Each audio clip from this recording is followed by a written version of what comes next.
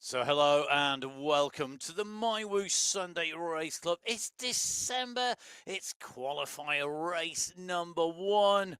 We had an incredible November, some fantastic racing, topped off by what were 2 phenomenal finals. Absolutely blisteringly quick.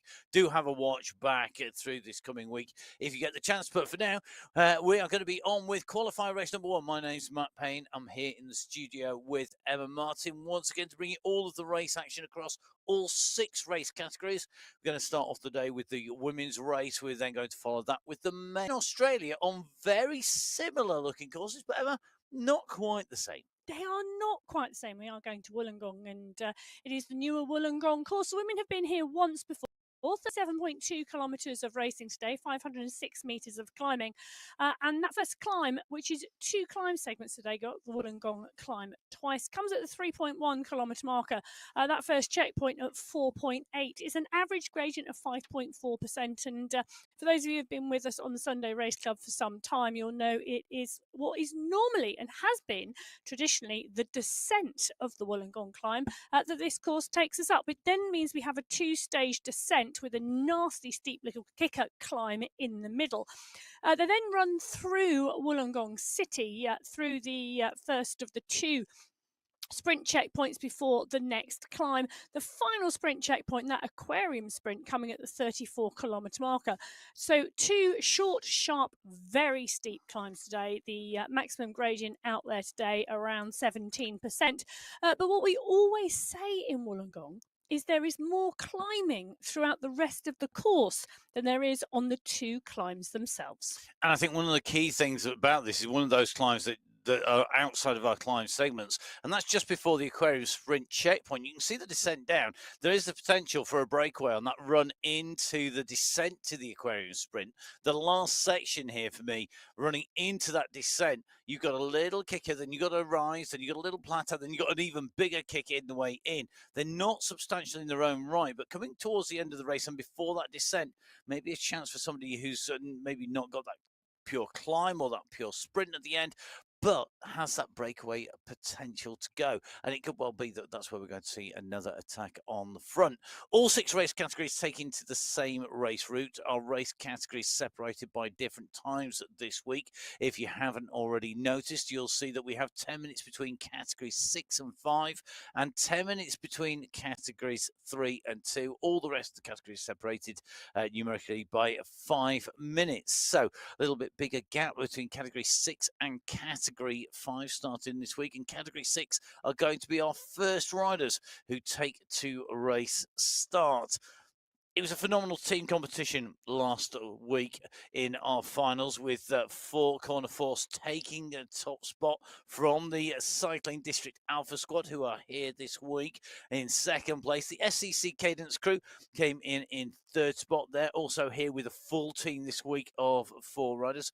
Cycling District Alpha with Almeida, Rodriguez, and Lopes, along with the Cadence crews Driscoll, Holtman, Scriven, and Weber.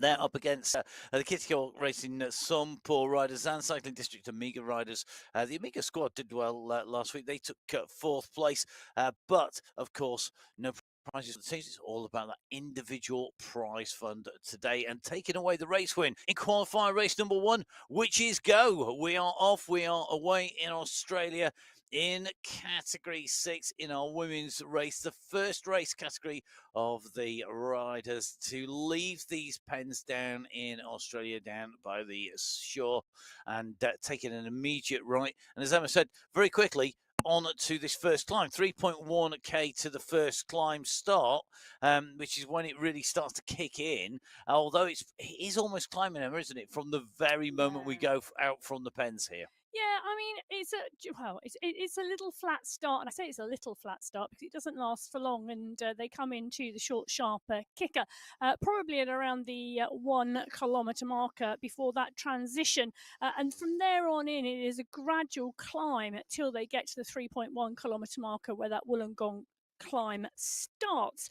It's a 1.7 kilometre climb, the Wollongong climb today, with an average gradient of 5.4%. But as I said, Matt, it kicks very, very steeply, and you will see it go to double digits today.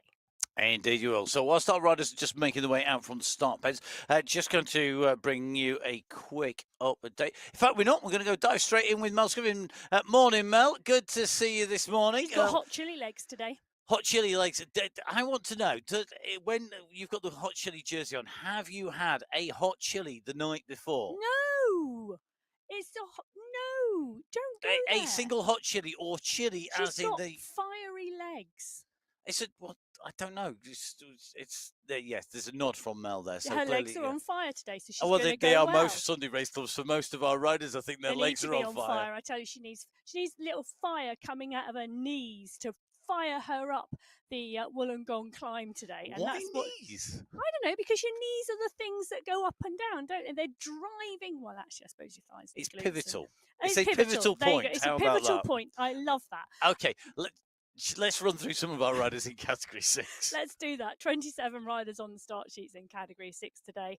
Jessica Hamilton, one of the riders who is ever present as we just pump up over this bridge here. Those fiery knees are going to get going right now.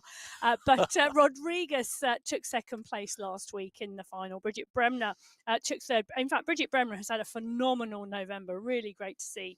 Amy Sidibayo took fourth place. And Jacqueline Almeida, another rider who's had a strong November, took fifth. Can I just say, welcome back to Georgina Jones, returning after the birth of Small Jones. Congratulations. I hope all is well in the Jones household, that you get marginally more sleep now, and that will help you with your racing. You mentioned Jessica Hamilton. Jessica Hamilton moving up slowly but surely through the most sprints ever wins competition. Really interesting that we've got three of our women's riders actually inside the top five, with Natalia Idzik in the third place spot, Hamilton in fourth place, and Filensky in fifth. All very close as well. Susanna Lopes very much making an impact, coming in to the Sunday Race Club. Thank you very much for getting in touch as well with us. It's always very important that we get our riders, and I think one of our riders who I think we can see making an impact on the racing today, for me, for Lopes and for all these riders, it's about riding smart. Saving energy for the key moments, the climbs. And if you think between climb 1 and the end of climb 1 and the start of climb 2, there's 14.9k, nearly 15k. Being smart in between those really big climb efforts is going to be really, really critical. Use that energy, be really smart, think about where you want to put that energy in, and ride smart in the draft. And speaking of the draft, it's one of the updates that has come through. You can see it on your screen. 5.50 update. So top center of your screen, you'll see some big numbers that are either in grey or they're in green. Green is good. That is the draft number. So basically, you can see that the watts are in there, and those watts hovering around about that 150, 160 marker at the moment. You can see there are 3 green arrows in there. And basically, this is dependent on how well you are drafting. 3 big draft arrows in there, 3 green arrows. Basically means you're really in the draft. You're riding really, really well, super smooth, which is what we would expect from Bridget Bremner, let's face it. A consummate rider on MyWhoosh. Bridget on our screens in person and in avatar form. If Bridget were to go and be starting to drop off the back of that group, which is highly unlikely at this stage for Bridget Bremner, so we're going to have to theoretically think this would happen. Hypothetically, if Bridget Bremner was to drop off the back of the group, and there would be less and less draft as you made a way out of the back of the group, because the further away from behind that wheel you go. So if, like me, you spend most of your time glued to somebody's back wheel, about maybe sort of in the region of between about 7 and about 10 centimeters behind, then you're going to get some nice marks on there. You get 3 of those little chevrons. If you are like my co-host here, who is notorious for not sitting within about 2 meters of the back wheel when she's on the wheel, then you would get 0 marks on there for draft. That might be on the track or on the road. Anyway, Jacqueline Almeida knows what she's doing. Take a look at that. Her numbers are in green, and she's got 3 chevrons by the side of that number, indicating a strong draft. So Almeida knowing exactly what she's doing. I said she had a really good November, and she took 5th place in that November final. It's been great to watch and really great to see one of the riders who really is ever present on the Sunday Race Club, and really is Well, she's just superb at her craft of racing here on MyWhoosh. Yeah, and part of that was a team that took second place in the finals. That was Jacqueline Almeida, Susanna Lopes, Veronica Rice, the 3-point scorers for that cycling district squad. And we've seen Lopes and we've seen Almeida back in action as well. I'm loving this regularity of riders moving in. I mean, Lopes at the moment leading that bunch as they go along. So Lopes being the rider right on the front. We just got Angie Solorzano, another of our real regulars on the MyWhoosh Sunday Race Club, tucked into the group, currently sitting in 10th position, just holding position in that group. You can see that gradient's already really kicking in. We're on to the actual climb itself, the main part of the climb here. And you get a really good indication because we've got this slightly longer run in now to the start category at 5. What we're able to show you really is this full run into this climb today, where we're going all the way through sort of the flat and then that increasing gradient, currently at 6.7 and climbing now 7%. And you can very clearly see on the top right-hand side of your screen the course profile. That's the red line that goes across the 3D, across the twisting map at the moment, that's spiraling its way around as these riders go round, and the riders' position marked in yellow. The riders, that's basically where they're approaching. So that yellow line indicates where the riders are going to approach next, and the course moves from right to left in that course profile.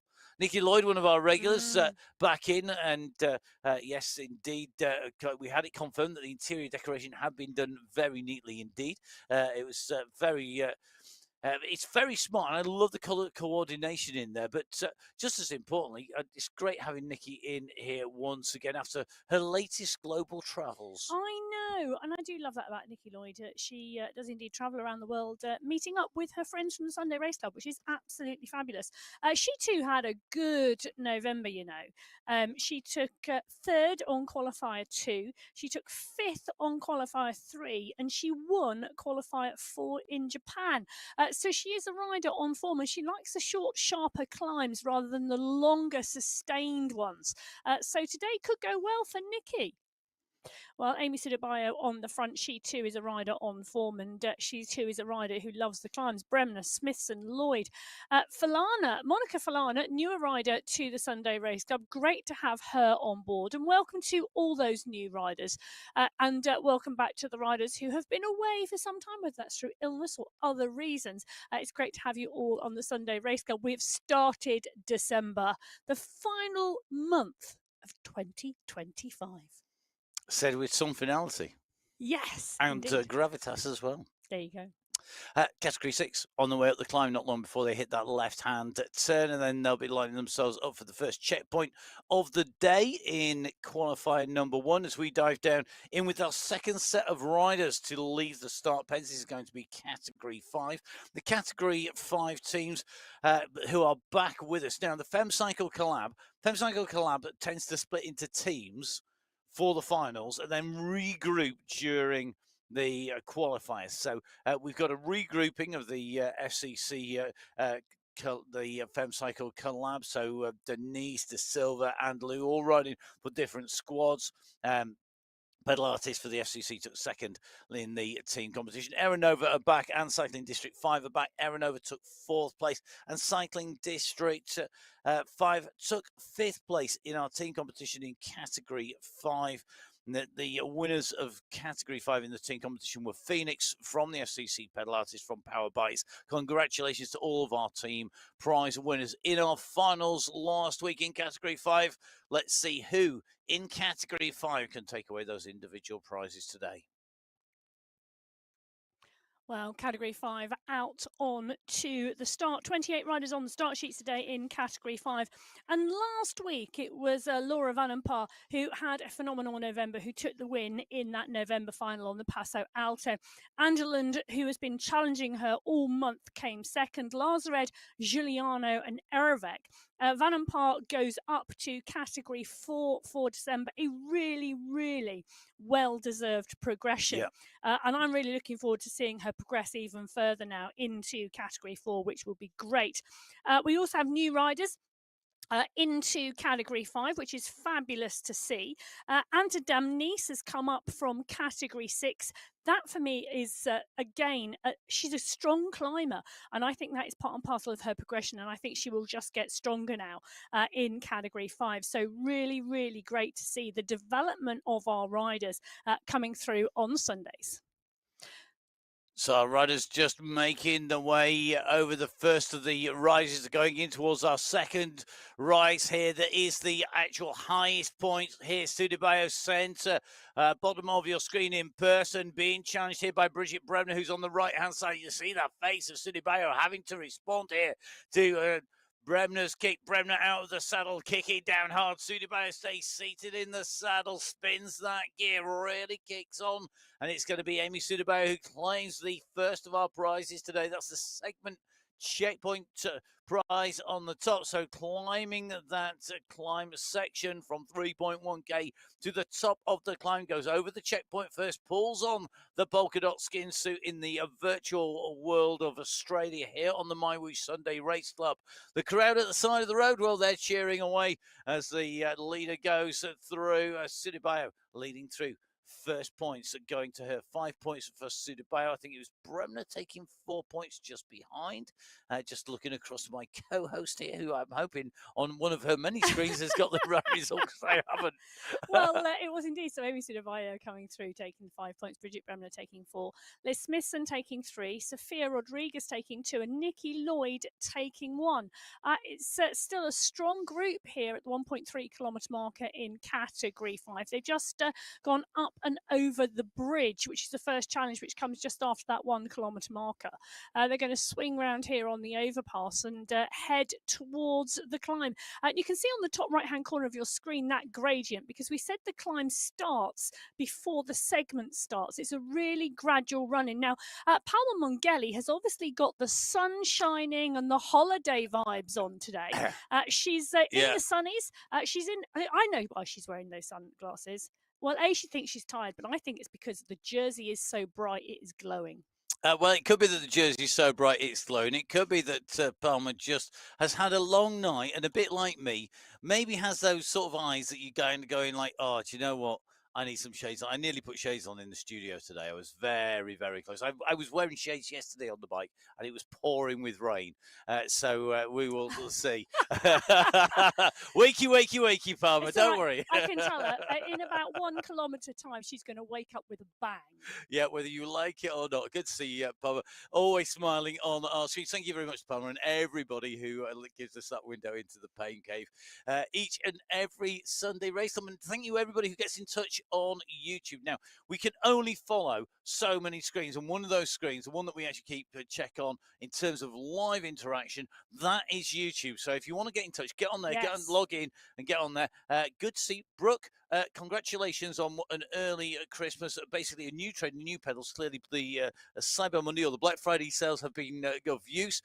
Now go with wind. Well, maybe is I a should comment do from that Peter. as well. Oh no, can't race Sunday Race Club. I'm in the commentary box. Yeah, no letting you out of the commentary box for Sundays. Now let's go to Category 4, that are our next set of riders to go up and away. Now we talked about the Fem Cycle Collab team splitting for the racing when it comes to the finals, and then we saw that again because Rebel Riders took top spot, taking the team win from the Unity Vibe squad, who were the second team. Unshakable were third, and then we had the first of our FCC squads. That was the Whatworks team, who took fourth, ahead of Danger 4, who were fifth, and the FCC Pedalicious, who were the sixth team over the line. Pedal Queens rounding out the 17s, and the last of our teams to take prizes.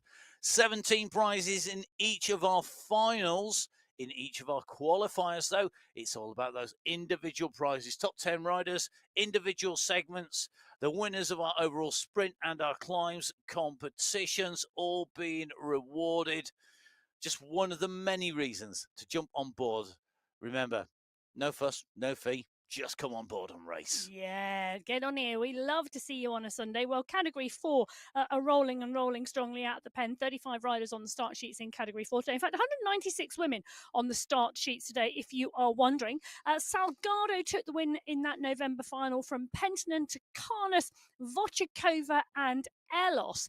Veronica Ciciolka is the rider we're in with at the moment, and she is tight in that group. Laura Takanis there as well, taking that third place. Really, really great to see. Now, one of the FCC riders, Amy Young, I was just thinking, we were talking a little bit ago about riders progressing and seeing riders progress as they move up the categories.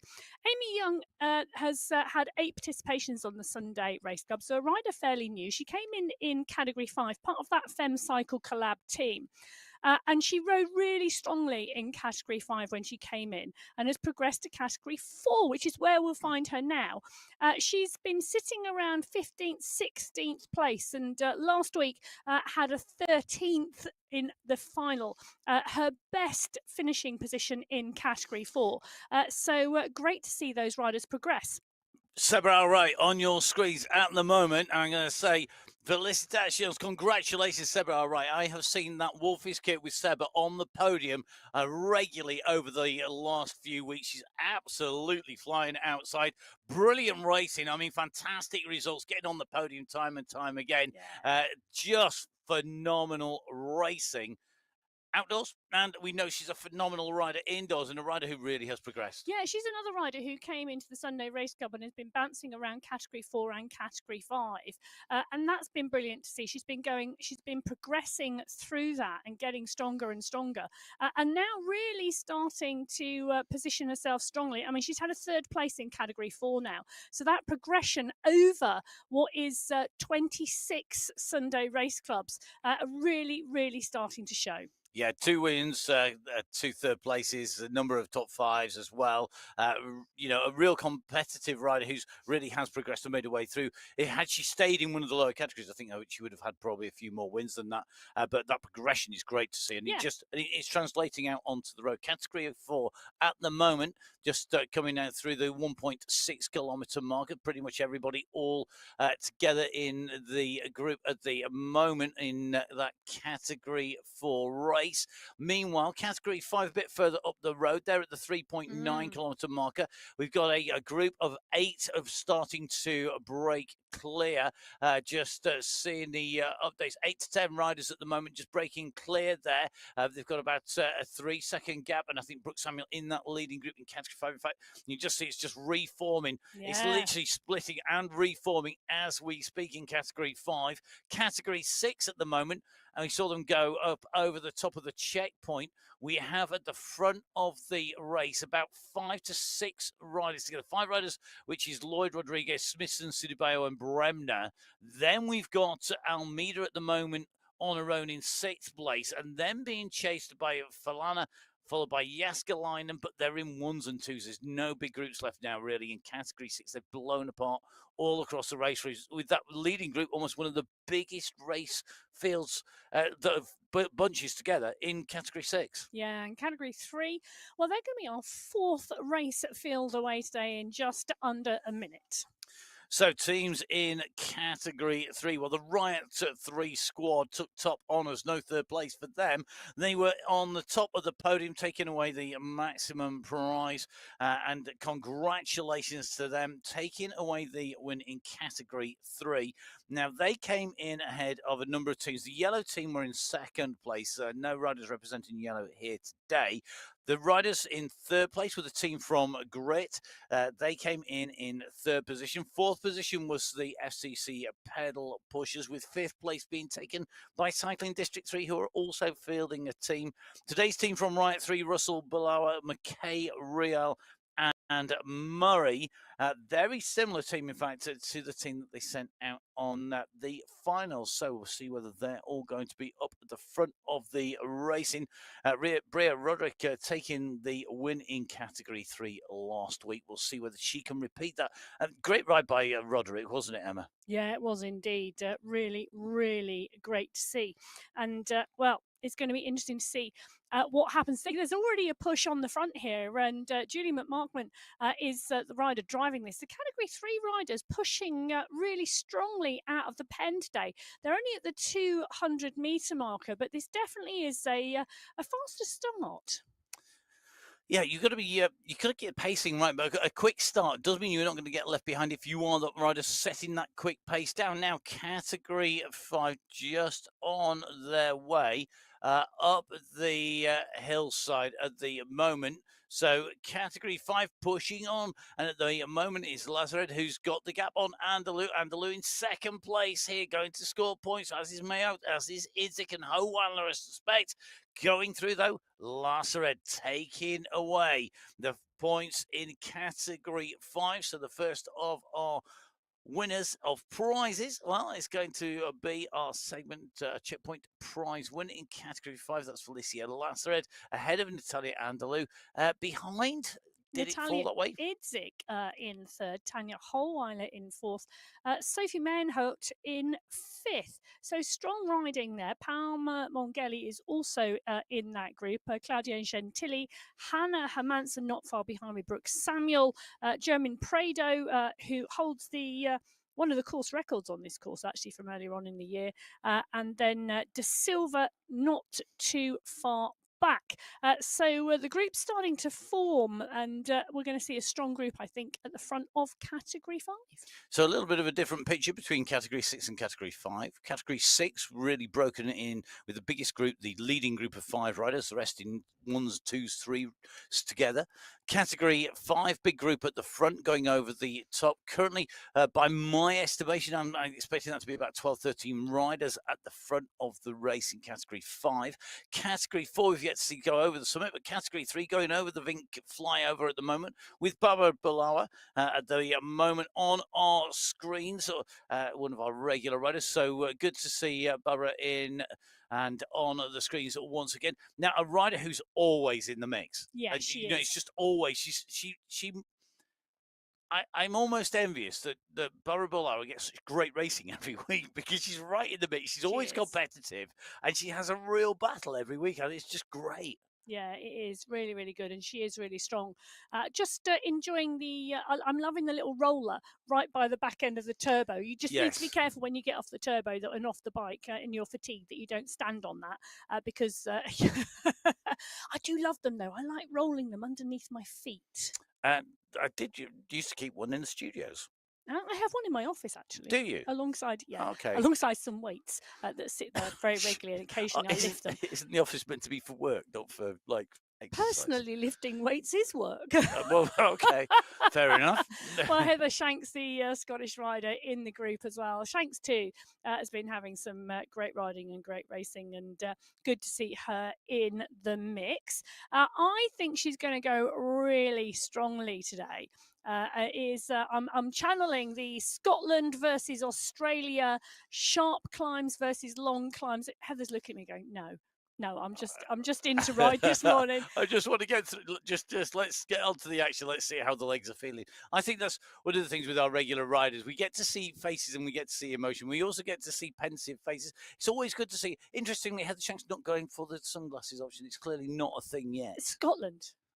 What are you trying to say about Scotland? Scotland can be sunny. I know, it's very true. On a sunny day, it's one of the most Scotland is one beautiful of the most places in the beautiful world. places in the world. So Heather, When it's sunny. yeah, Heather, one of our riders, sort of fluttering around Category 3 and Category 2. She's been up in Category 2 and been putting in some strong rides, finishing around the 20 to 25 marker. But in Category 3 today, I think it's going to be interesting to see how she goes. I think she's going to be really up for this today, and she's going to be looking for that top 5.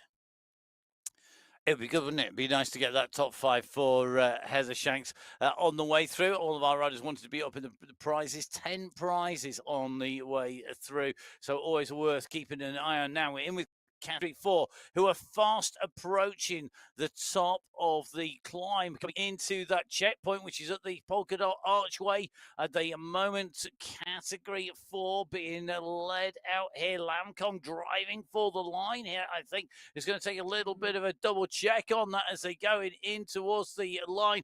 We're just being overtaken by Ting Liu as they come over the line, over the checkpoint, through the checkpoint. That is the first of the prizes awarded in category Category 4. It is indeed. So, polka dot skin suit on Ting Lu's shoulders. Lam Kong coming through for 4 points. Jenny Pentonen for third, picking up 3 points. Nina Dowling taking fourth place, picking up 2 points. And Katerina Krasova picking up 1. Big group, though, in Category 4. You can see the stretch on the group behind. Ting Lu just on the descent now, with a small gap to the group behind. The group really starting to roll. But as I mentioned, it's really quite a significant size if they can concertina together. There's a big danger at the moment that that large group is going to split into 2 smaller groups. Yeah, well, and more, I think, on the next climb. We will see. Now, in with Category 3, on the way halfway up this climb at the moment. Currently 3.7 kilometres covered. In with the Rutty Reese at the moment. You can just see the Brazilian rider out of the saddle. It's dark outside as it's the early hours of the morning in Brazil at the moment. Very much looking under control at the moment for Rutty Reese. 64 revs, 65 revs per minute, nicely in that draft on the climb as well. Data about drafting and climbing. Yeah. Now, this is based on being in the outdoors performance rather than indoors. But indoors, and MyWhoosh really does mimic it very, very closely, because I was doing a little bit of experimenting this week on MyWhoosh. The difference between aerodynamics and weight being important on your bike is 18 kilometers an hour generally. 18k an hour. If you're traveling faster than 18 kilometers an hour, that's where aerodynamics is generally more important than weight on a modern bike. If you are climbing slower than 18 kilometers an hour, then that is the point at which it actually pays to have a lighter bike rather than an aerodynamic bike. But 18 kilometers an hour is that marker. We're traveling at 21k an hour at the moment. So when I was riding on MyWhoosh, I was having a little think about where does that come in, and where does that feel, that 18 kilometer marker feel on MyWhoosh. And it felt very similar to when I then went out and rode outdoors as well. Did it? Yeah, I was having a comparison between the two. Well, there we go. Research. Careful. Yes, I didn't maintain 18 kilometers an hour up every hill. I can believe me. Not? No, not even close. There were some hills that I managed to climb at 27k an hour, but they were very, very gradual and they weren't very long. Well, this pack, you can see the stretch now starting to appear on this pack as they come to the first of the 2-stepped climbs here. The polka dot banner at the top of the second, not the first, but it's Stephanie Briggs, Christy Tracy, Rutty Reese, who are all towards the front of the group. Vanessa Murray and Katrin Nielsen both doing a sterling job on the front, absolutely pushing on. Anna Embring now starting to come to the fore as the riders start to look towards that polka dot banner, and the first skin suit up for grabs today. You can see the stretch on that Category 3 group. There are riders in trouble here in this group. There might just be 2, 3, 4 seconds off of the front of the group at the moment, but it will extend as they drop down into the dell and then kick again to the banner. Well, Category 2 in the start pen now, awaiting the off. They are indeed in Category 2, our penultimate category, going to be making their way off from that start line. We'll dive through those teams in a moment because we're in with Rutty Reese at the moment. She's challenging Murray and Montgomery, but it's Murray who's gone clear on the run into this banner underneath the archway. We're going to see a kick from Vanessa Murray who comes through. She leads. This is a big group of riders going through together. 30 plus riders, I reckon. I'm just going to take a look for you. It was indeed Murray who led them through. I've got 11 riders in really close contention and then a further group behind. But when I say a further group behind, they're only 3 or 4 seconds back. Well, let's see if that reforms as we dive in with Category 2 teams. Now, team competition. It was the FCC United Cadence squad who took the victory. The riders from the Fem Cycle Collab taking top spot.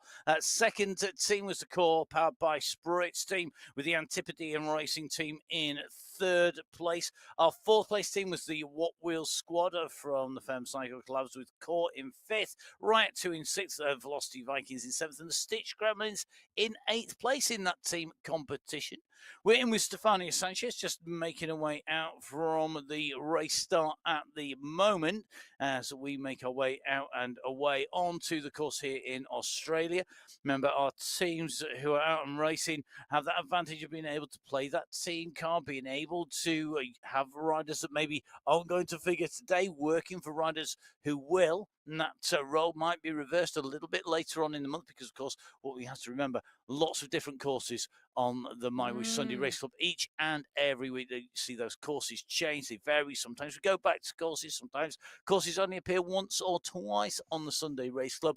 The team at MyWhoosh, not just updating the game in the latest update out 5.5.0. Make sure you update your computer or whatever you ride on MyWhoosh on if you're planning on going riding and you haven't done so since that update has happened. But they're also updating the courses, getting the racing ready to go. There's a lot of work behind the scenes here. Well, can I tell you one rider who's been updating her racing, and that's Katerina Karamani. She pops up on our screen, coached by Jason Osborne. Oh my goodness, really? And I'll tell you something, she really is coming to the fore. Working, isn't it? It is indeed. Coaching works. Larson took the win last week, but Karamani run her absolutely to the wire. It was absolutely a brilliant second place from Katerina Karamani. Brown took third, Haag took fourth, and Guerrero took fifth place in that Category 2 race. It was absolutely stunning performance from Katerina Karamani, and so good to see that progression. Definitely. She's a rider who really has improved. I mean, everybody says it, if you want the best value for money way to improve your performance, the best thing to do is get a coach. Yeah, it's not buy new wheels. It's not buy new bikes. Go get a coach because the way you'll go quickest. And actually, you do have to pay attention to what they say and do it. Yes, and keep learning. Yes, for sure. Well, Joanna Kalman on the bike, and she's tightly in that Category 2 pack, nicely positioned, and great to see the sun shining out of the window. Indeed, the ultimately colour coordinated pain cave there, the black, white, and red pain cave. Looking the business there. Good to see MyWhoosh in the morning, MyWhoosh. Good to see you in the background. It's always good to see the support team in the pain cave. Absolutely essential. I'm loving the smile. You see now, there's a massive smile on Joanna Kalman's face now that MyWhoosh has been saying good morning. Brought a smile, and do you know what? Instantly, Joanna Kalman is going to ride faster, easier, for less effort. Because she's laughing and smiling. Happy riders are fast riders. And I'll tell you something, if it hurts, just put a smile on your face. I know that sounds really stupid, but, sometimes it works. I was also going to say, if you're ever angry, put a smile on your face as well, because it does calm you down, because it's very hard to be angry while smiling or giggling. Really? Yes. I might have to try that in an impatient moment that I might have here, there, and everywhere. Well, on the way through. Milane Prost in that group as well. Sophie Rammer is there as well. And you can see, look at the hydration on the windsill by the rider as well. So paying very close attention to one of those things I always think when you've got the fan on you, it's keeping you cool, but you do perspire a lot indoors, and you need to replace that fluid. Rammer, one of the really strong riders here, and it's great to see her in this tight bunch. I think she's going to be looking forward to today. It's a good course for her. Yeah. I think I'll go back to my earlier point.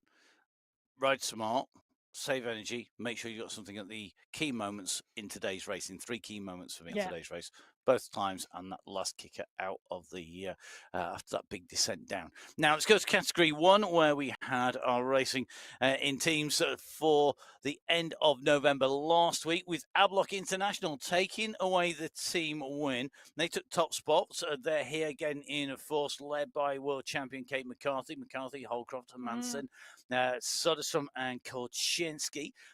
Taking the team forward this week. Sweat Sensations took second last week. They're represented by Guerra, Fua, Bruni, and Mayer this week. The FCC Endorphins took third place. Kittle and Coinston representing the FCC Endorphin squad. The Breakaways took fourth place last week. Alberg, Van Heuling, and Gallegos representing them this week. Cycling District 1 took fifth place, represented by Anna Caramella this week. Our riders up and away, heading out on to the course. For me, the question is going to be, who is going to be in that battle? We know Kate McCarthy's still very much in control, having taken that rest, really recovered, really battling, and is on form. Rest such a critical part of everybody's program. Taking a break, resetting, recovering, letting everything knit itself all back together again, and come back Do you know, stronger. it's so hard. I mean, it must be tricky. I don't know, but I find it hard to take rest. I've not been feeling brilliant over the last 10 days. I've had a little bit of a virus, coldy, flu-y Okay. type thing. I had 5 days off the bike doing absolutely nothing, and all I could think was, "Oh no, I've not ridden my bike." Well, I had a It's so conversation. hard. Yeah, I had a conversation with an elite rider who rides cyclocross on the CrossCross podcast called Zan Crees. Yes, I know And Zan. I've known Zan since she was about 13. you may, not everybody listening and watching may. Zan Crees currently a young rider who's making The a British way champion. in. She's a British cyclocross champion, racing on the continental scene on the World Cup. Who's taken this week off racing and has decided that she's not going to ride. Now, Kate McCarthy, back riding again, interestingly, in a different place. I can tell you where Kate McCarthy is. Okay, well, it's not in the lake. Go on. Have Turbo will travel. Apparently, there's some new kitchen going in at Kate's house. So she's moved and she has been hosted for today. So she's moved her pain cave and she is at her dad's house.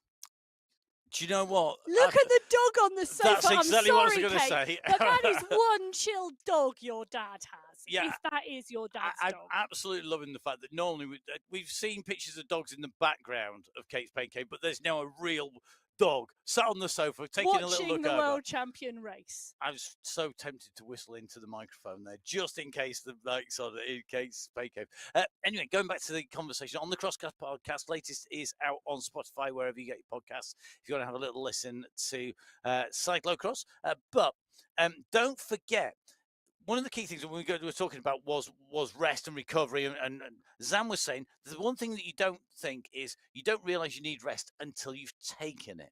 Oh, that's interesting. And she said you'd never realise until you actually take it that you needed it, Well, and that was really, really key. Gabby Guerra on our screens at the moment. Another rider who is stacked with hydration and fuel by the Indeed. side, ready for these climbs here in Wollongong.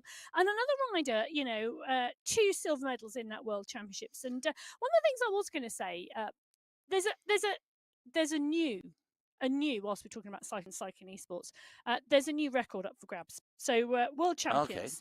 Okay. So in the cyclocross at the moment, Lucinda Brand is battling with Marianne Voss's record of 51 consecutive cyclocross wins, isn't she? It's 50. Yeah, 51 takes the lead. Yes. It's tied at 50. It is. There's something else nearly at 50 at the moment. Okay. And that's the number of wins Kate McCarthy and Jason Osborne both have on the Sunday Race Club. Really? They're both tied on 49 wins. Wow. Okay. Hold on.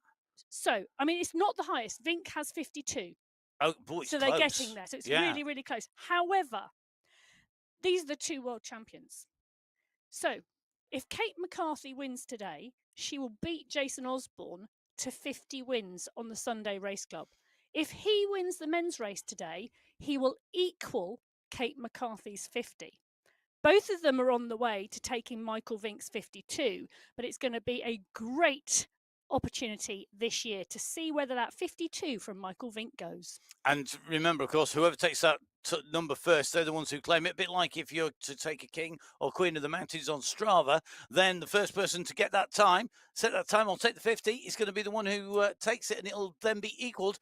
Coming up to the top of this climb, it is category 2 on the way in to the summit, and a fantastic kick, Jennifer Goslander. Yeah. Sprint speed on top of a climb. You put a sprinty type finish to a climb, and you've got Jennifer Goslander out on a ride with you. You know you're going to have a tough time. Never mind when you're racing Sunday Race Club. You can see how much that's hurting. Look at Katerina Karamani's face there. Everybody driving to go through in that group together. Kalman there as well. You can see everybody battling. Oh, the push there. The absolute push and drive from Goslander. Her heart rate was 192 going over there, and you could see the breathwork to try and bring it down. So she takes 5 points going over that. Gonzalez Rua takes 4. Lenanin takes 3. Vellner takes 2. Roach takes 1. They were so close together. Big group of Category 2 riders. Going to be really interesting to see how that unfolds the second time up. Definitely. Now in with Nicole Mayer, another rider who was riding in the United States of America. It's Gabby Guerrero, though with a Brazilian flag there. Gabby basically a tri-nations rider from Brazil, Germany, and America, effectively. But Nicole Mayer, very firmly in the United States of America, and at the moment riding very nicely in what is a pretty united bunch on this ascent.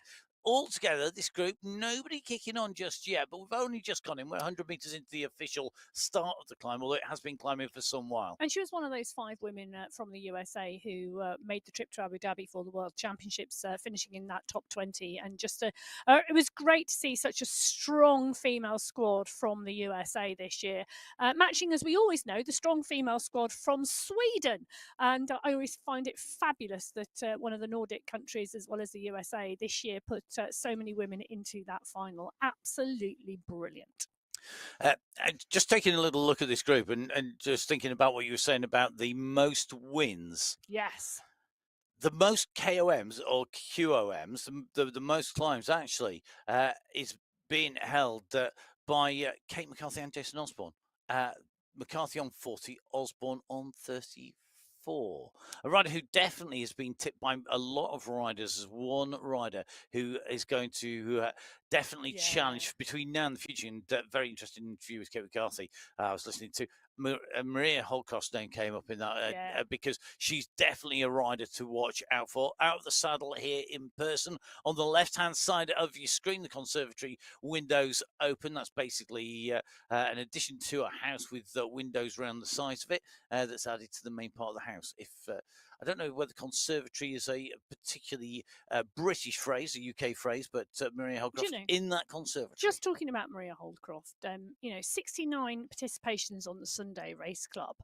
She's looking at 45 top 5s out of that. So that just shows you what a strong rider she is. Only 2 second places, but I do remember both of those wins, actually.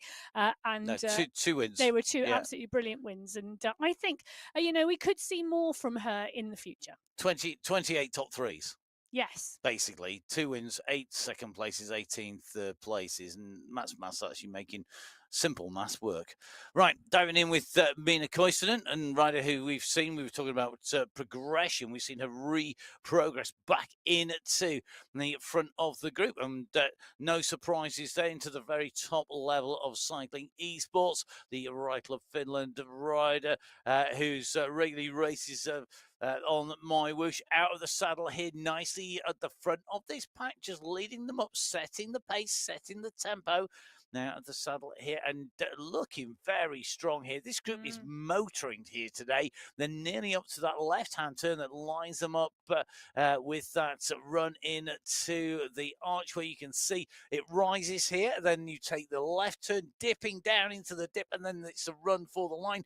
Big kick coming off the front here today as Catherine Fua looking to really wind this up, being answered by McCarthy. Remember, there is only one prize available at the top of this checkpoint, and this is going to be absolutely key for these riders because remember, these riders are really pushing Alberg right in the mix here. A rider that we know can battle it out. Has got a great sprint on her as well. As they go over the top, Alberg leads over that little section, but this rundown, getting the momentum right, getting the drive right to come into the archway, which is where they're heading at the moment, is really, really key. Alberg, Koivunen, Moroz is in there. She's got a phenomenal kick as well.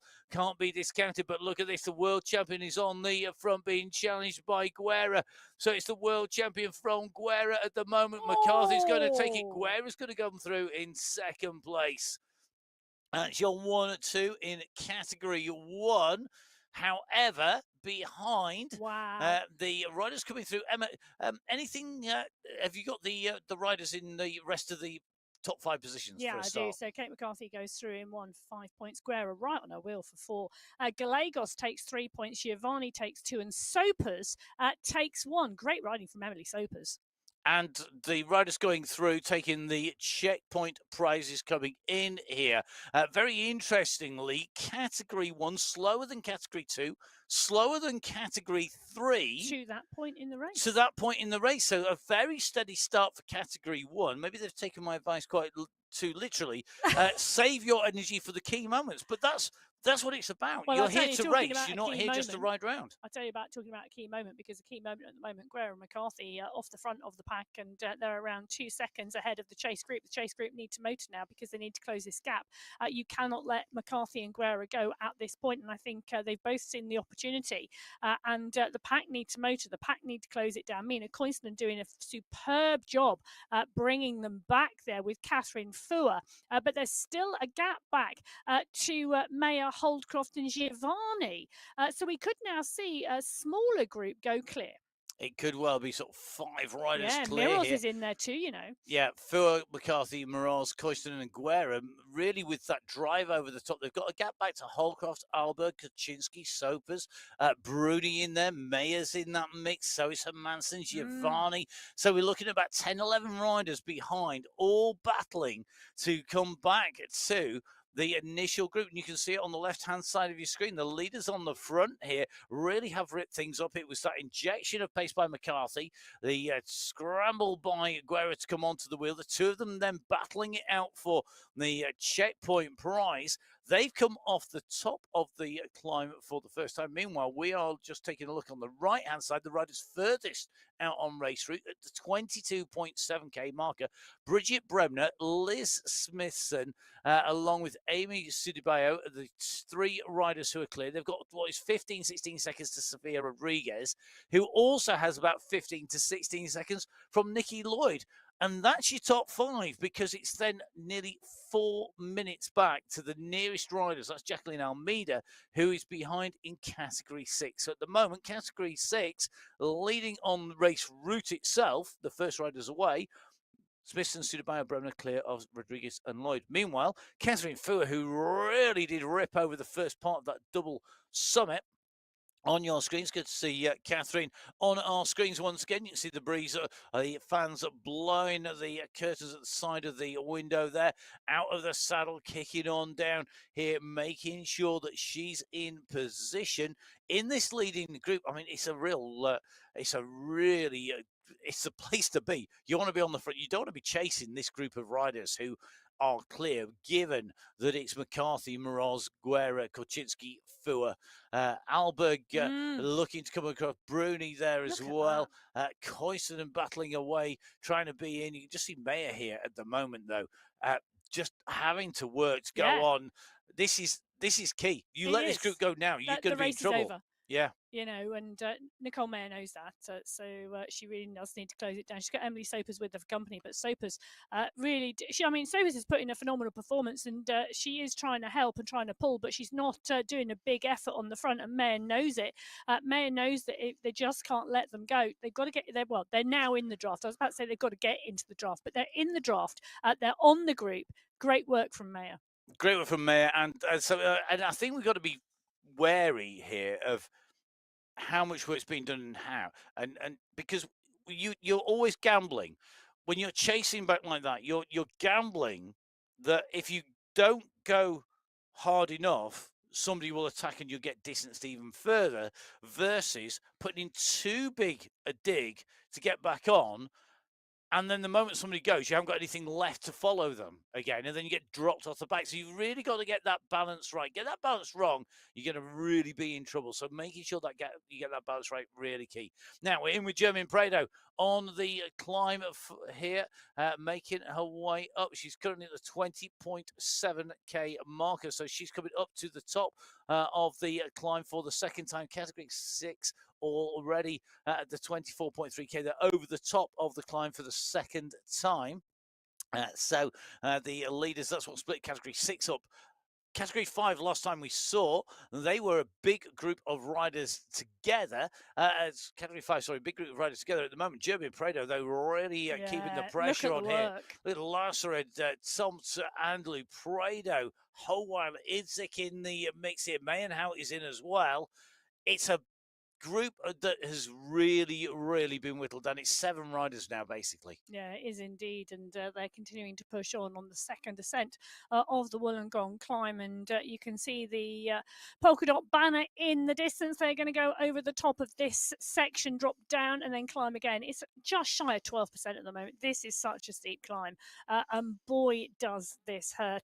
Tomte, Lazared, Holweiler, the riders pushing on at the front, and there's a real big drive now from the riders coming up and coming through. Prado and Idzik with Anderland just off the back. Mayenhout is there as well. But Thompson, Holweiler, Prado and Lazared pushing and pushing strongly.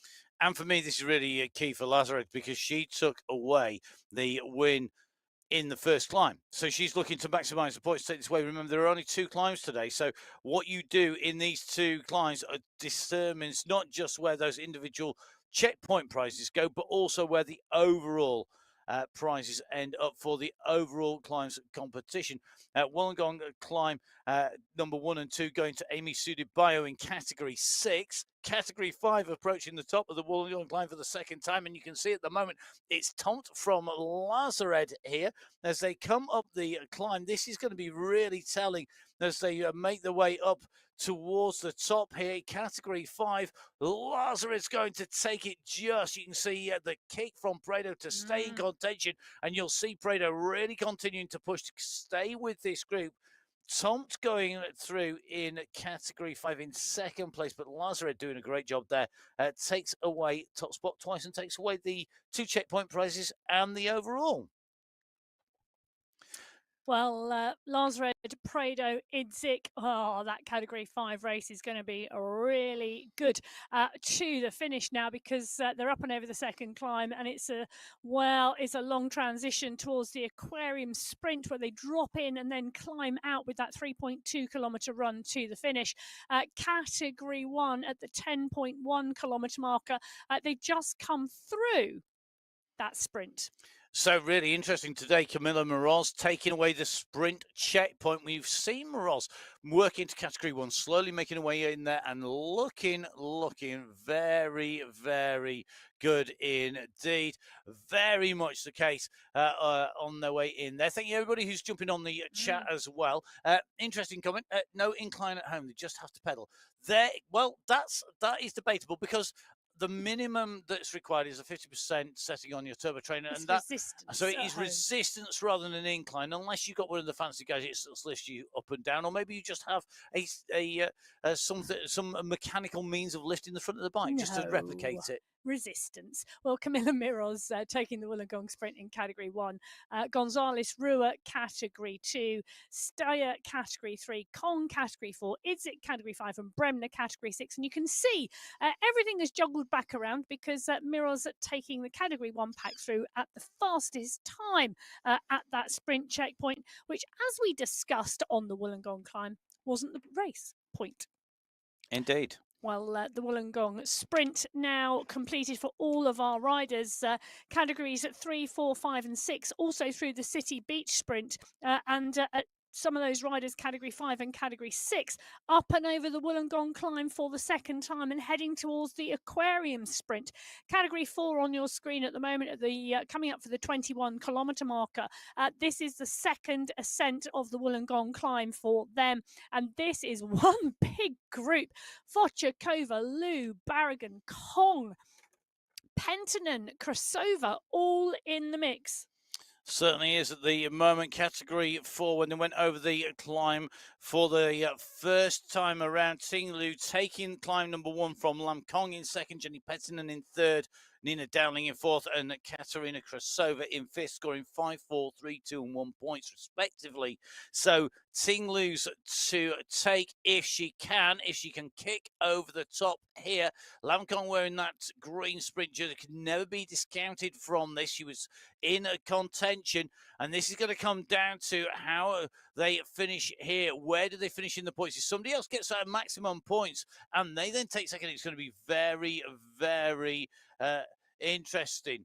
So we'll see where the riders go as they go over the top. Now Lam Kong is going to kick in. Ting Lu's going to get second. That means that Kong and Lu will be tied on points. And then it will come down to time. And I think we're going to see that come down to Ting Lu, who scored the first win on the way through because she had a bigger time gap at that checkpoint on the first time through than we see from Lam Kong, who went through second time round over that checkpoint. Interesting, category 3 on the climb at the moment, but they're only 800 metres behind the category 4 race field, which is a really interesting move. So category 3 moving really quickly here.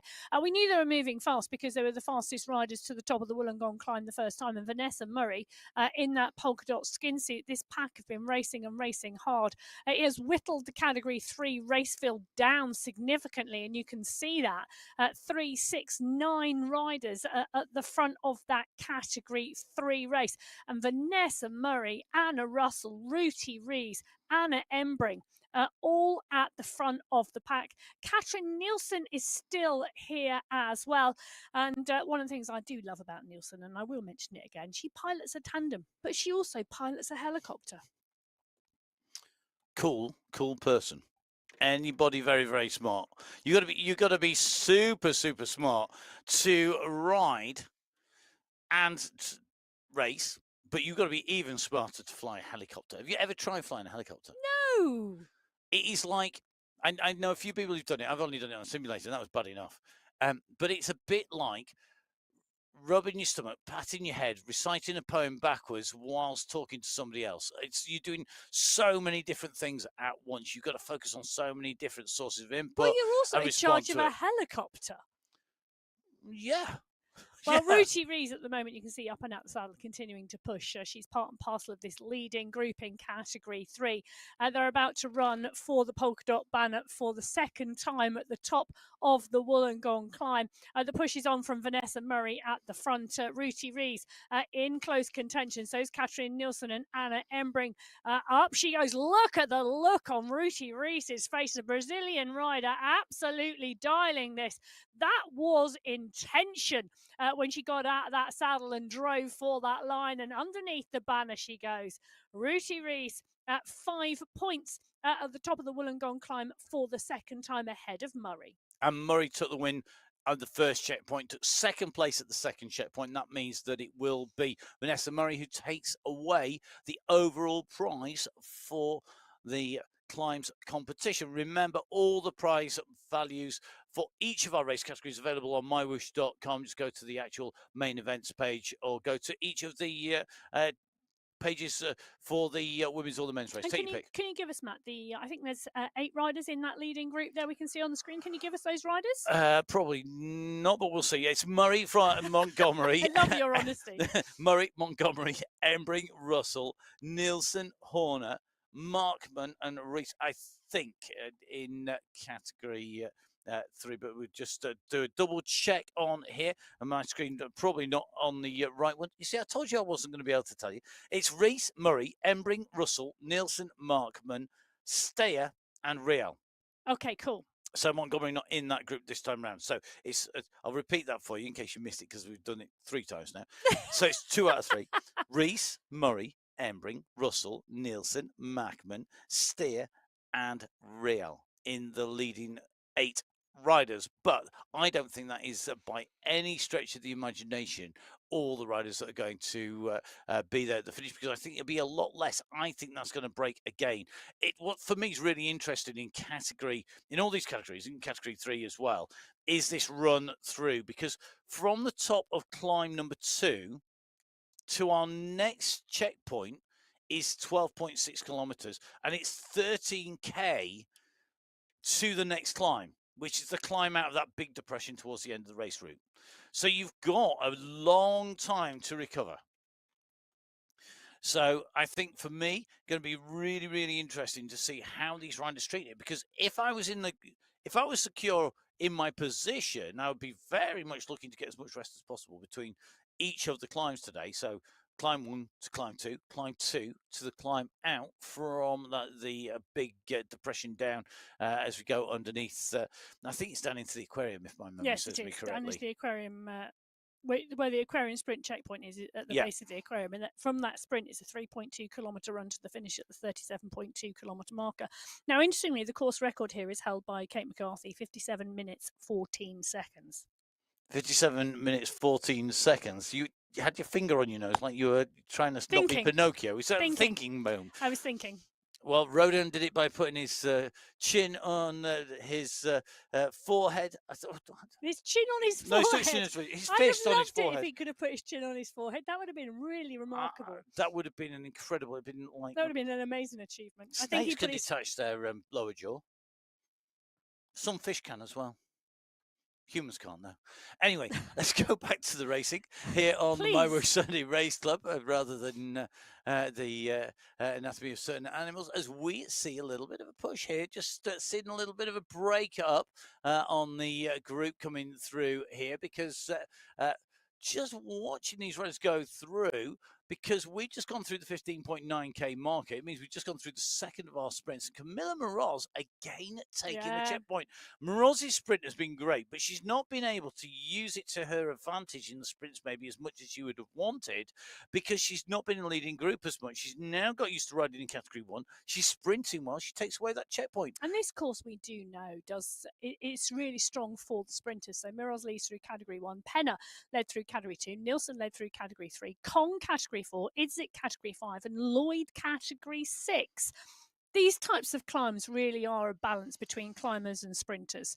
So the sprinters do tend to stay in the groups at the front of the packs in Wollongong, and it makes it so dangerous at the end. It does, but one of the things it does do, because the climbs are tough, it nullifies some of the sprint advantage that a sprinter would have. So it means the sprints get closer, which is brilliant. Well, talking about close, there are 13 women in the leading group in category 1 at the City Beach sprint marker. Miros, who led them through, Ulberg, Tidholm, Koinstonen, Gallegos, Holdcroft, Sopers, Kolchinsky, Guerra, McCarthy, Mayer, Bruni, and Fua.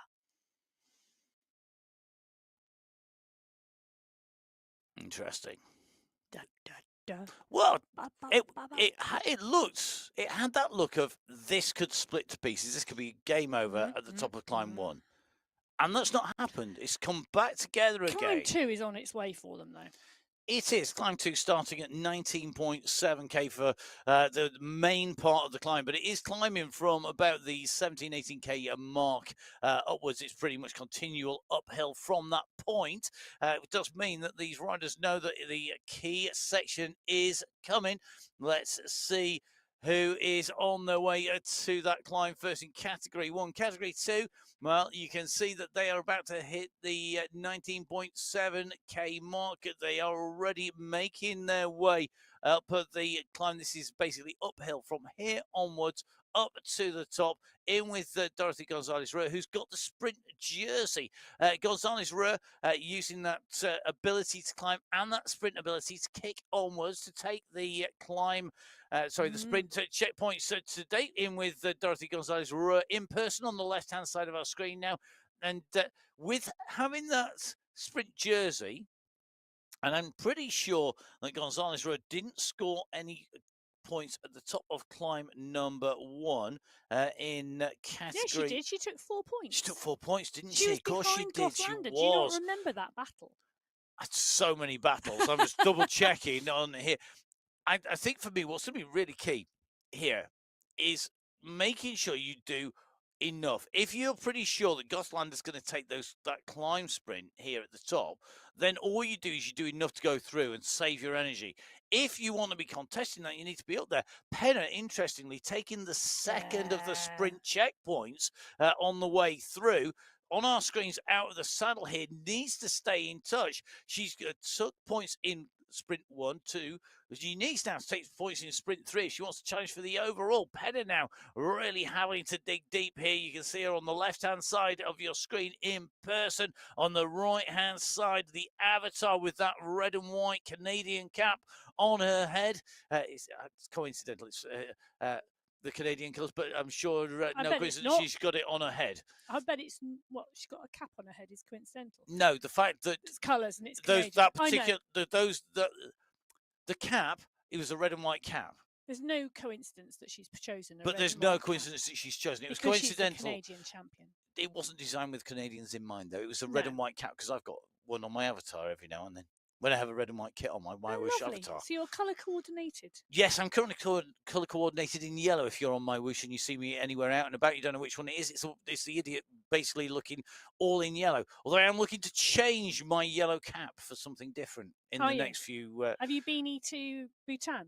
I have beanie to Bhutan, indeed. I have a Bhutan beanie No, because do I've you? beanie to Bhutan. I just haven't paid out my gems yet. Well, or coins for it. Jennifer Just Gothlander type Yorkshireman.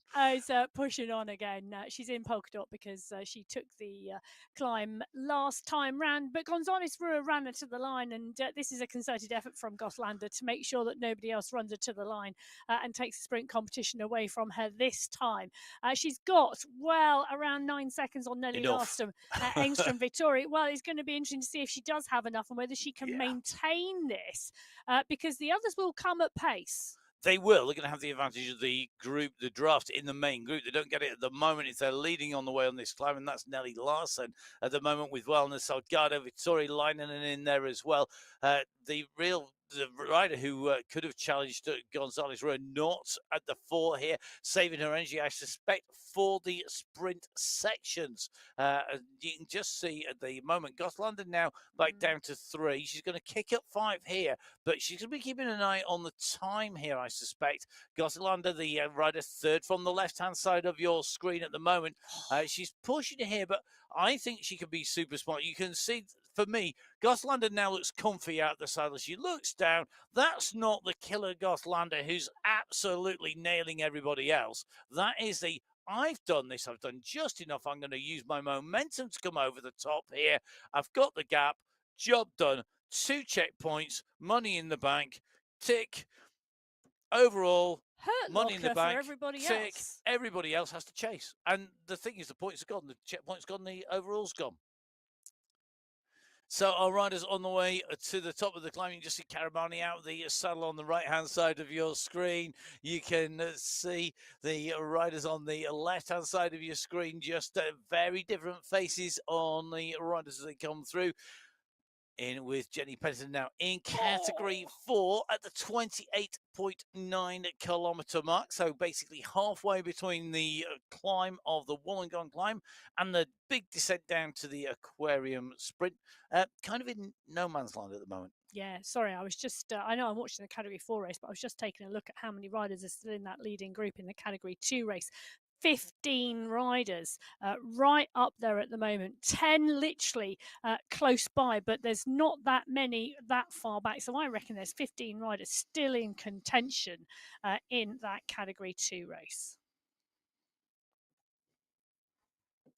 So the Category 4 race underway. You can see the leaders at the 29.2 kilometre mark as we drop back in with Kate McCarthy, and she's pushing on this second ascent of the Wollongong climb. Gabby Guerra 4 seconds back. Kleinson and Kulczynski, Ulberg and Bruni now at 13 seconds. What a move from the world champion. And the dog that I understand is called Mika because she's so chilled. Kate McCarthy's dog on the sofa, so chilled. She's now fast asleep. Kate McCarthy's not fast asleep, and neither are her legs. They're absolutely dialing it here off the front of the Sunday Race Club, and she is heading. Well, is she heading for her 50th win today on the MyWhoosh Sunday Race Club? Well, you look at the way she's gone clear. She's got 9-10 seconds on Alberg and on Kolczynski and the Fua group behind. Guerra, 7 seconds down. She explodes out. She goes for this. She attacks. For me, the big question is not so much will she take the win, because realistically, if she sits up, she's likely only to sit up to pick up Guerra and work together. I think for me, this is going to be about how much does she want to go take every single checkpoint on the way through and get a clean sweep. It's going to be very interesting to see how she drives through here. Can she take the wins? Winners want to win. They want to be that first place. They want to be taking the win. And that's what McCarthy's doing. Guerra wants to be there. She's driving. You can see she's starting to try and close that gap down, but it's still 9 seconds here. Guerra knows that she doesn't want to let McCarthy go. McCarthy on her own versus Guerra on her own in the run to the finish, whilst it might be a phenomenal pursuit I think for me, it's going to be very, very hard for both riders. And I think it's a gamble. You're gambling with being over the line first, or blowing completely. You can see Guerra pushing over the top. McCarthy drives through. She's going to run into this checkpoint in the race lead. So at the moment, McCarthy gets out of the saddle, kicks again that world champions jersey in the background in the temporary pain cave at the moment as she sprints up the hill here. And you can see that inspiration making its way to the new pain cave. Two climb checkpoints and the climbs overall. Kate McCarthy on fire. It's going to be second here in that climbs competition. Guerra taking 2 second places. Look at the face of Guerra. Look how hard these riders are working. It's a real tough climb, this, and you can just see Guerra goes over the top here. Now, this is well, I always think this is mean.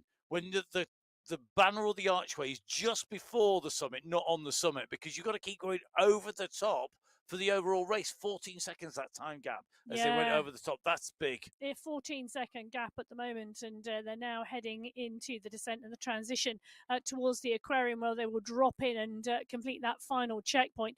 McCarthy already in the Super Tuck. Now, I've tried this week. It's absolutely fab. You really must head out and try the Super Tuck. Your heart rate drops like a stone because you're taking recovery, and that's what McCarthy's doing at the moment. Guerra at 10 seconds, 2 in that Super Tuck. You can see by the 0 watts per kilo on the screen. So both those riders taking the most of that Super Tuck in the race to take some recovery before they push towards the finish. But I always just think it's amazing when you actually see, someone said on the feed, the live chat for the World Championships, it just, when you looked and you saw how hard those riders were racing, it was amazing to see that they looked human, because they were hurting as much as everybody else hurts. and it's so true. And you see it when you get those shots into the pain cave. These riders give it absolutely everything. It doesn't matter whether they're category 6, 5, 4, 3, 2 or 1. If you want to watch the world champion and the silver medalist hurt, just watch them race each other on the Sunday Race Club. Amy Sudabayo and Bridget Bremner are racing each other here in the category 6 race. They're at the 36.1 kilometre marker. They are just coming up for 1,000 metres to go. Liz Smithson is with them. Bremner is in the green skin suit.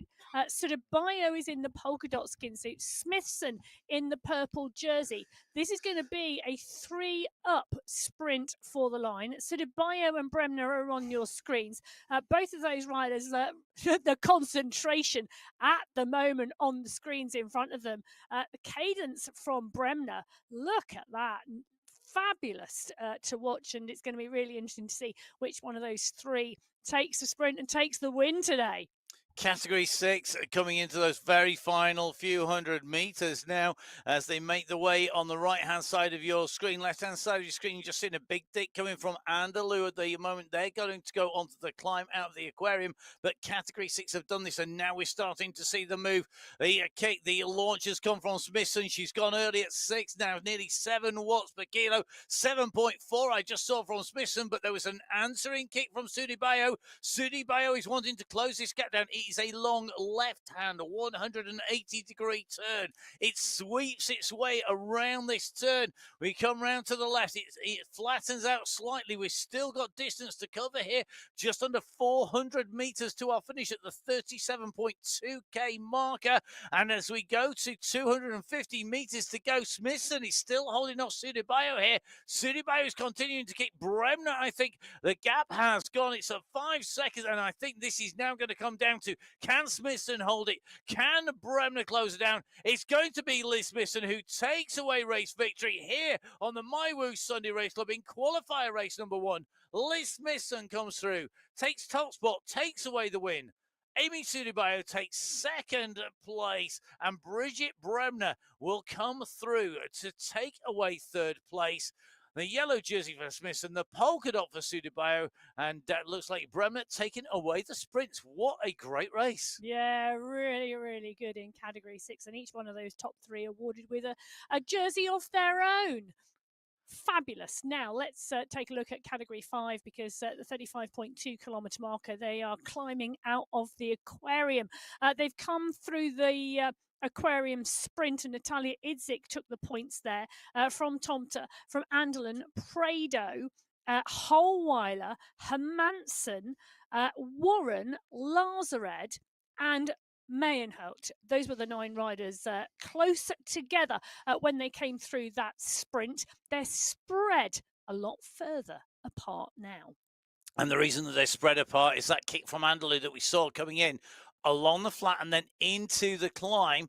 And that's where we're seeing the category 4. They're at the moment just sprinting the way in to the sprint checkpoint on the left-hand side of your screen. And it looks to me like Lam Kong is going to go over the top in that sprint competition. Lam Kong making a way in over the line. Great riding by Kong to take away more points. Top scores, 5 points, maximum points for Lam Kong in that competition in sprint number 3, rewarded with each of those checkpoints, each of those prizes, along with the overall.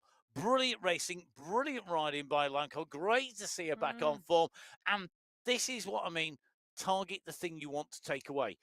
Kong has clearly targeted going for those sprints and taking that, and now she needs to get some quick recovery. It's only a couple of 100 meters before you go on to the climb. Yeah, 10 riders, category 4 in the mix. Indeed, category 3, you can see on the right-hand side of your screen at the moment, not that far behind the category 4 riders as well. They're coming into that self-same checkpoint. They've got Anna Russell in the green jersey at the moment, the defending leader on the road in the sprints competition. This is going to come down to this kick out to the line. Ruti Rees engaged as well, but Katrin Nielsen's going to lead them in, I think, here. She's challenged all the way to the line. Anna Embry just pops her on the line.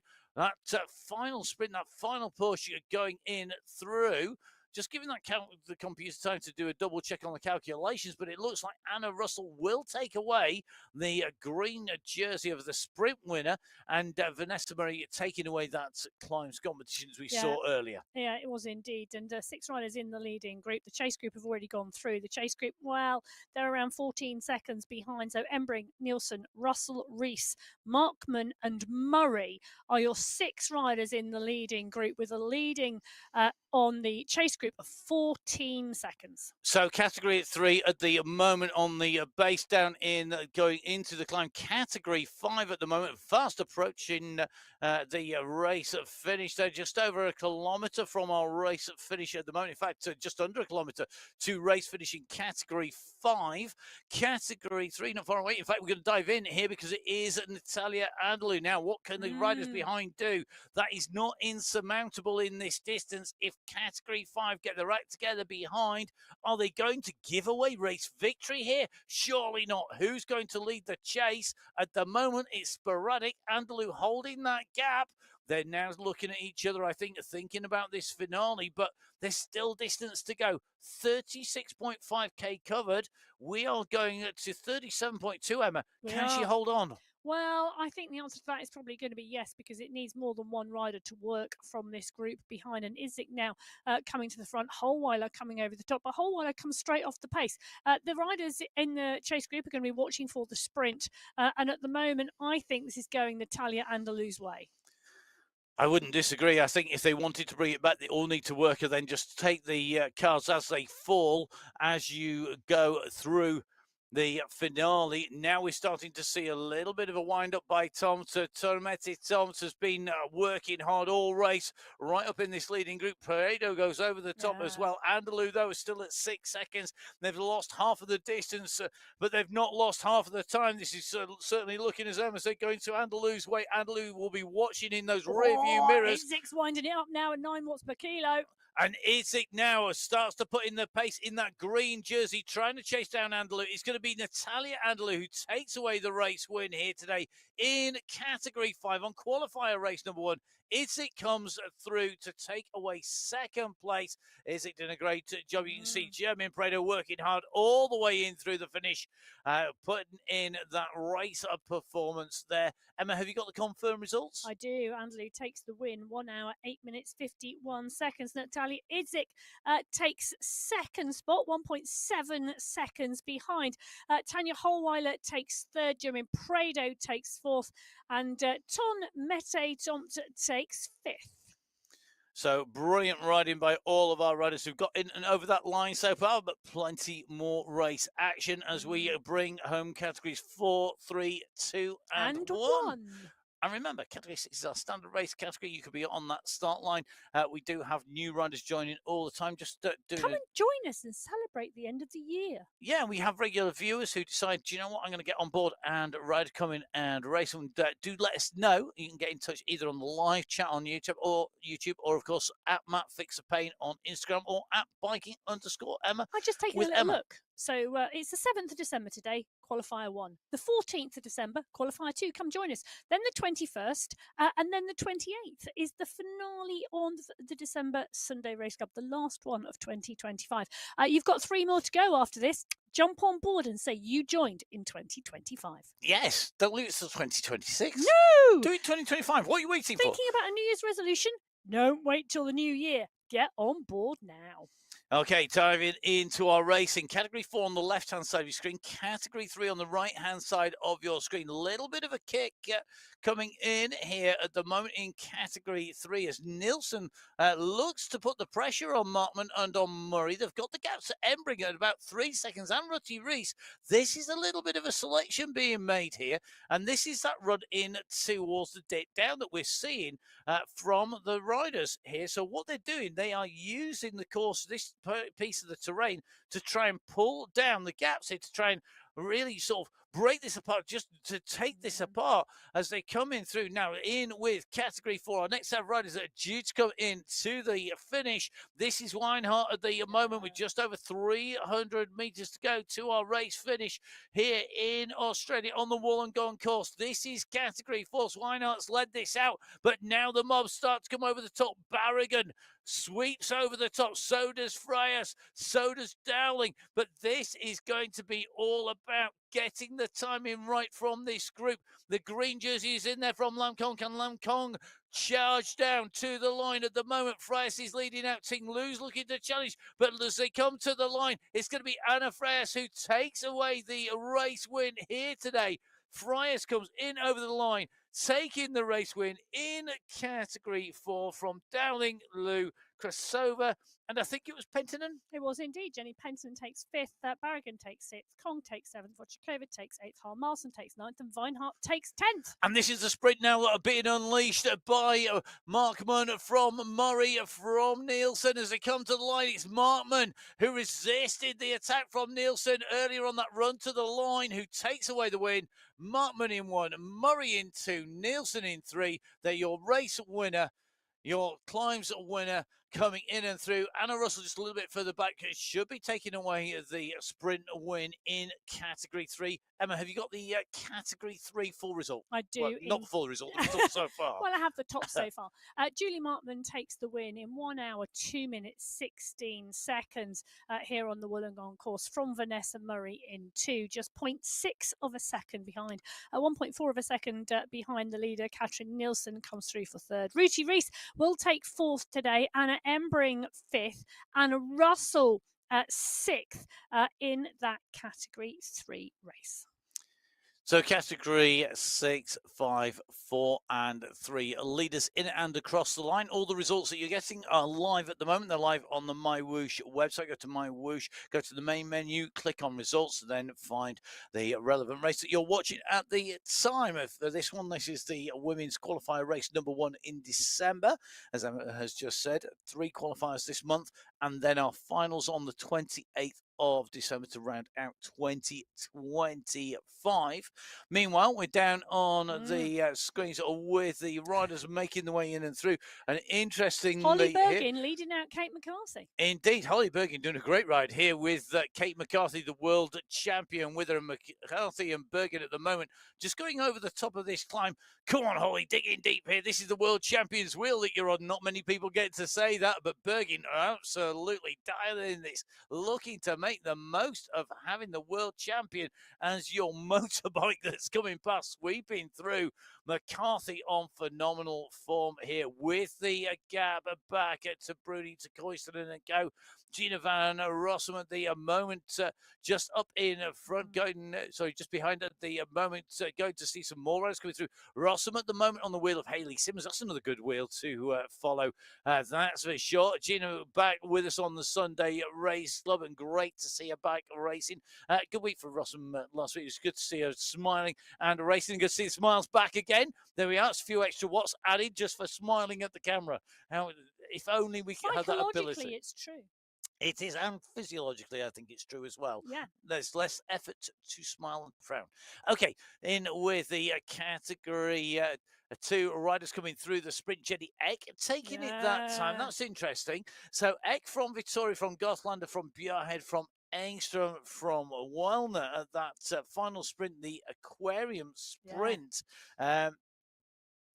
That's going to mix things up a little bit. I don't think it will change the destination of the green jersey, the green skin suit overall. Well, good question. That's from my double check. Yeah, I don't think it will, because I don't think enough of these riders scored enough points individually. I think they've all sort of got points between them, but they've not got any one of them's got enough to challenge. I think you are probably correct.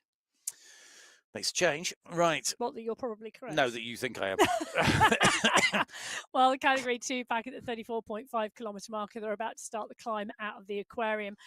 Great to see this group rolling. There are 8 riders in the leading group on the right-hand side of your screen in category 2. There's one leader in the leading group, because it's just a solo lead in category 1, and that is the world champion Kate McCarthy. She is 1 minute 13 seconds ahead of the group that are chasing, and Guerra now part of that group. Just going to dive in very quickly into the team competition. We have winners in category 6, Cycling District taking the win in category 6, FCC Cadence Crew taking the win in category 5.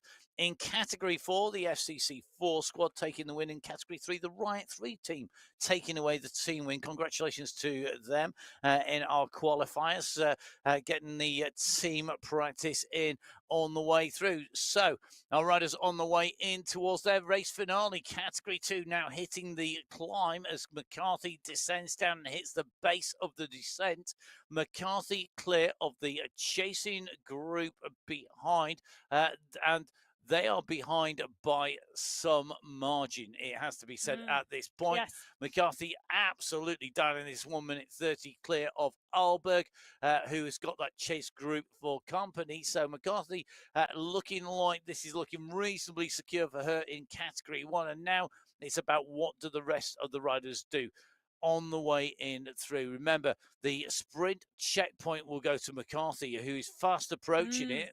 That will take away the checkpoint prize. It does mean that the overall sprint win is going to go to McCarthy, I suspect, on the way through, dependent upon what Moroz does here.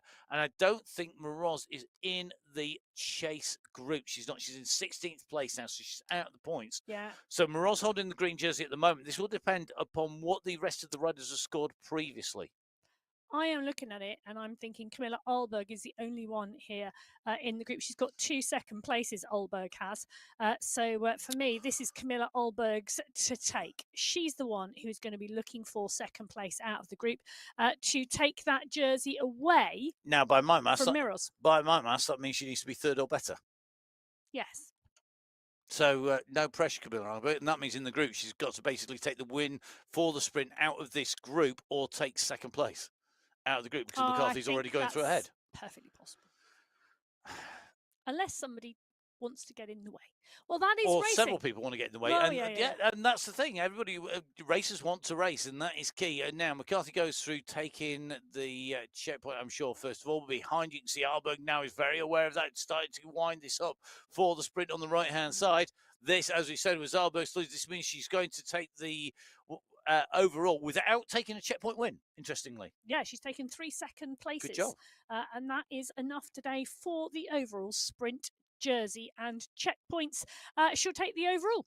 All the points are allocated. Remember, it's points for the top 5 in category 1 in that sprint competition and in the climbs competition. Oh, wow. Talking about climbs, I'll tell you something. This leading group in category 2, this climb out of the Aquarium has not dropped anybody, there are still 8 riders in the mix. 8 riders in the mix, including Jennifer Gosselander, who we know has got a phenomenal kick. But this is coming at the end of the racing. We saw Jenny Eck come in, absolutely flying, putting in some phenomenal performances in those sprints. We've seen them right up at the front. You cannot discount any of these riders because it's one of those key things that's always said about sprinting.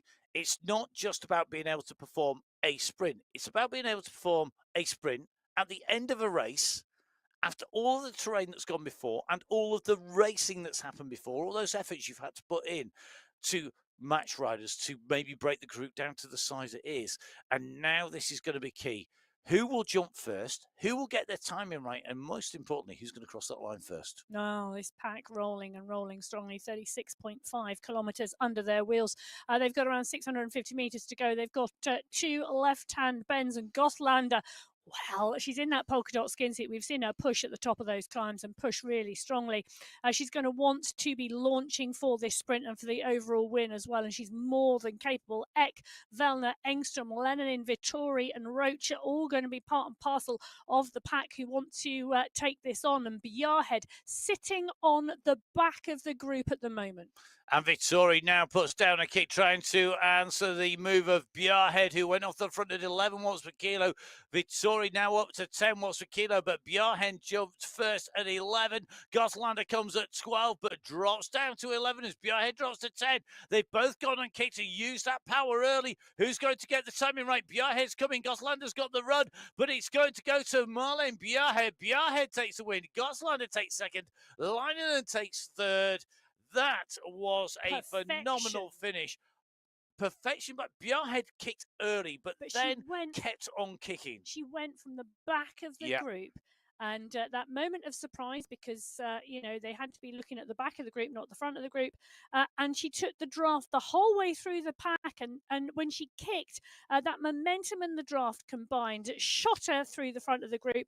And however good Goslander was, she just couldn't catch. No, Goslander without the final kick to take it over up in front. One rider who won't need to sprint, but probably will, because this is the world champion, and we know she's going to give it absolutely everything the entire way round this race route, as you can see on her face as she comes over the top of the climb. She has sent out from the aquarium. She's into her last kilometre here on the MyWhoosh Sunday Race Club on the qualifiers for December. Starting December, how she finished November by being absolutely a force that dominates the women's cycling esports, proving that she is, at the moment, by a margin, the best rider out there. Breaks away, breaks clear, whether it's a sprint finish, whether it's a climbs course, whether it's a rulers course, whether it's a sprinters course. Kate McCarthy shows that those rainbow bands are on that jersey for a reason. As she takes that left-hand turn here, Kate McCarthy lines herself up for the finish. She defended a world championship in style. She'll take away the winning qualifier one in December in style. Kate McCarthy, your race winner on the MyWhoosh Sunday Race Club qualifier race number 1. Well, Kolchinsky, Bruni, Guerra, Fua are all in the pack behind Kolchinsky and Brewer, Gabi, Guerra, Fua, Alberg. Koinsonen now dropped from the group, but the 7 riders got a 3-second gap across them, and the push is on at the front. And it is Kristen Kolchinsky who's pushing strongly with Mel Bruni. Guerra on your screen at the moment. Mina Koinsonen, far too happy to be finishing in the top 8 in the Category 1 race. Absolutely brilliant to see her back on form. Can I just say that? Guerra, look at that face. She wants this. And Catherine Fua, focused, determined, eyeing up the line. So this turn around, this left-hand turn, you're really interested to see. Kolchinsky had led them up the climb in her territory. Now they've come back together as a group. Guerra, I thought, was laying off the back there, waiting to use the draft for the sprint. She's gone off the front now because Fua's coming onto the back at pace and he's going to get the draft coming through Kolchinsky and Bruni. However, it's going to be Guerra who's going to lead this out, coming in towards the banner for second place. She's going to hold off Bruni, Kolchinsky and Fua. It's Gabi Guerra taking second. She comes over the line. You can see it over the handlebars of the bike on the left-hand side there. Catherine Fua chased back on. Phenomenal charge by Fua into the finish as Mina Coiston comes over the line. Well, sucks in the oxygen, still smiling whilst gulping down the air. What a race finish for her. She comes in through McCarthy in 1, Guerra in 2, Bruni in 3. They're your top 3 as riders still making the way into the line. Here, it looks like it's going to be Maria Holcroft inside that top 10 with Maya, with potentially Tidholm and Sopers following on.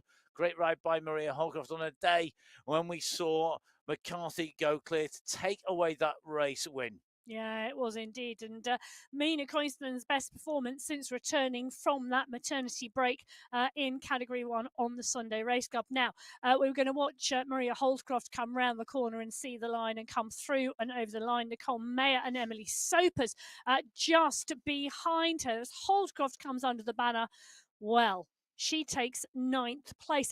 I think it's going to be, well, it's Nicole Mayer who's going to take 10th today. It is. So let's take a little look at those times. Kate McCarthy to everybody. Take it away. Top spot, 57 minutes, 44.157 seconds. Is that course record, Emma? No. By? 57.14 is the course record. So it's only 30 seconds off the course record. Yeah. And she did sit with the group for a long time until she went clear. Guerra in 2nd place, taking that sprint win by 0.14 of a second from Merle Bruni. Kristen Kolczynski in 4th. Catherine Fur in 5th. Gallegos, Albert, Coiston, Holcroft, and Mayer rounding out your top 10. And I can confirm, Kate McCarthy is the first world champion to take 50 wins on the Sunday Race Club. Phenomenal performance by our world champion, by the rider who is dominating and is continuing to dominate at the moment, the women's racing, which is done and dusted in terms of race leaders. If you're still out there racing, keep on going. That climb will get you into that finish very, very quickly, and you'll be done and dusted. We are going to take a short break before we come back with the men's race. Don't forget, you can get in touch at Matt Fixerpain on Instagram with myself, with at biking_Emma with Emma. And don't forget, follow at MyWhoosh for everything latest on social media. And of course, don't forget, you can subscribe and get the news as it comes into your email box as well. We'll be back for the men's race. Until then, don't go anywhere except to rehydrate, refuel, and be ready for the second race of qualifier race number 2. It's our men's race coming soon. Until then, goodbye.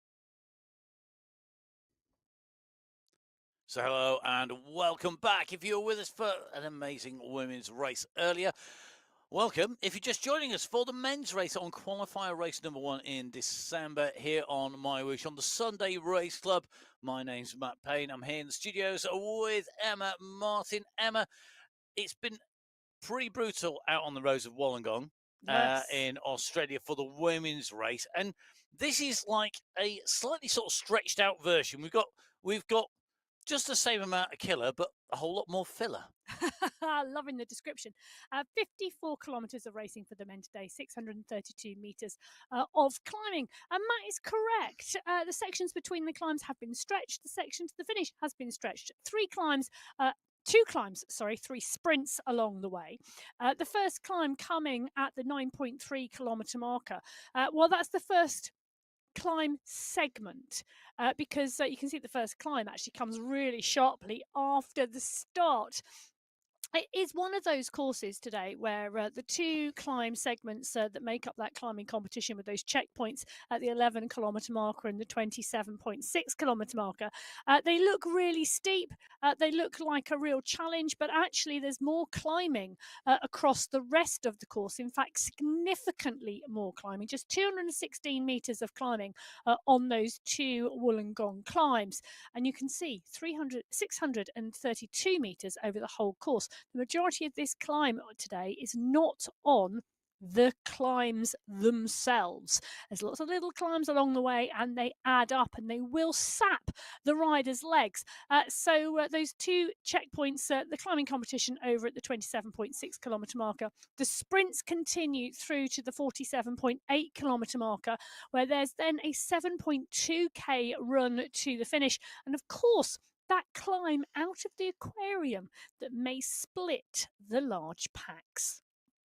It may indeed. I think it's going to be very, very interesting to see what happens as they make their way through, because for me, this is going to be about the back end of the course in terms of the overall. I think you've got to be in it to win it syndrome all the way until that last climb out of the aquarium section. But then once you come out of the aquarium section, that's where it's going to be key to kick in and make your way into that finish with that 7.2k running, as you said. Now, this is 6 race categories. We start with category 6, our standard race category. It'll be 10 minutes until category 5, and then 5 minutes gaps till we get to category 3. Then a 10-minute gap on our race starts between category 3 and 2, and then 5 minutes between 2 and 1. So let's first of all talk about our teams in category 6, because our category 6 teams in the finals last week were led home by the BMC 6 teams. So the BMC 6 teams are leading them home. Level Titanium coming in second place. The BMC 60s came in third place last week, with Stoppies Racing in fourth, Level Carbon in fifth, ZTBR Yanamanis in sixth, the BMC Spinergy in seventh, Level Steel in eighth, ZTBR Caracas in ninth, and our 10th team with the Cycling District 6 team. Remember, when we get to our finals at the end of December, they'll be able to compete for the team competition prizes as well as the individual prizes. For qualifiers, it is just the individual prizes that are up for grabs. And it's qualifier race number 1. It's category 6. The first riders getting ready to leave the start pens here today. It's time to go racing on MyWhoosh on the Sunday Race Club in December in the men's competition. Category 6 up and away. And, well, a well-informed voice said to me that today, the first 10 minutes of the racing is going to be all about Category 6 just trying to batter each other. Well, a plethora of purple coming out of the pen today, and you can see, look at the stretch on that pack already. 70 riders on the start sheets in Category 6. Janowski took the win last week for Stoppies Racing. Mamba took second. Montoya took third. Mangino took fourth. Atruba took fifth place last week. All of those riders, well, other than Atruba, on the start sheets today. And it's Ibrahim on the front of the pack and continuing to drive into this early climb. And Pedro Atruba actually led home that BMC 6 squad who took the win. And I thought it was really interesting. It was Atruba in fifth, Kuipers in 6th, and Gacek in 7th Yeah, it was that great gave packing. them that team win ahead of Level Titanium, who Ephraim Mamba came in 2nd place, but then they had 8th and 15th place as their counters. So at the moment, Ibrahim, on the front group, in that front group, we see him in the pain cave at the moment in Durban. It's good Very to see him. grey outside. It's certainly definitely looking very great. I noticed, interestingly, that he has already got the casquette on, the hat on, which is always great to see. I am a cap lover. Well, can I just say, I'm looking at the category 6 pack and I see there's a few people who have beanie to Bhutan. Okay, should we go there? Should we do this now? Yes. Right.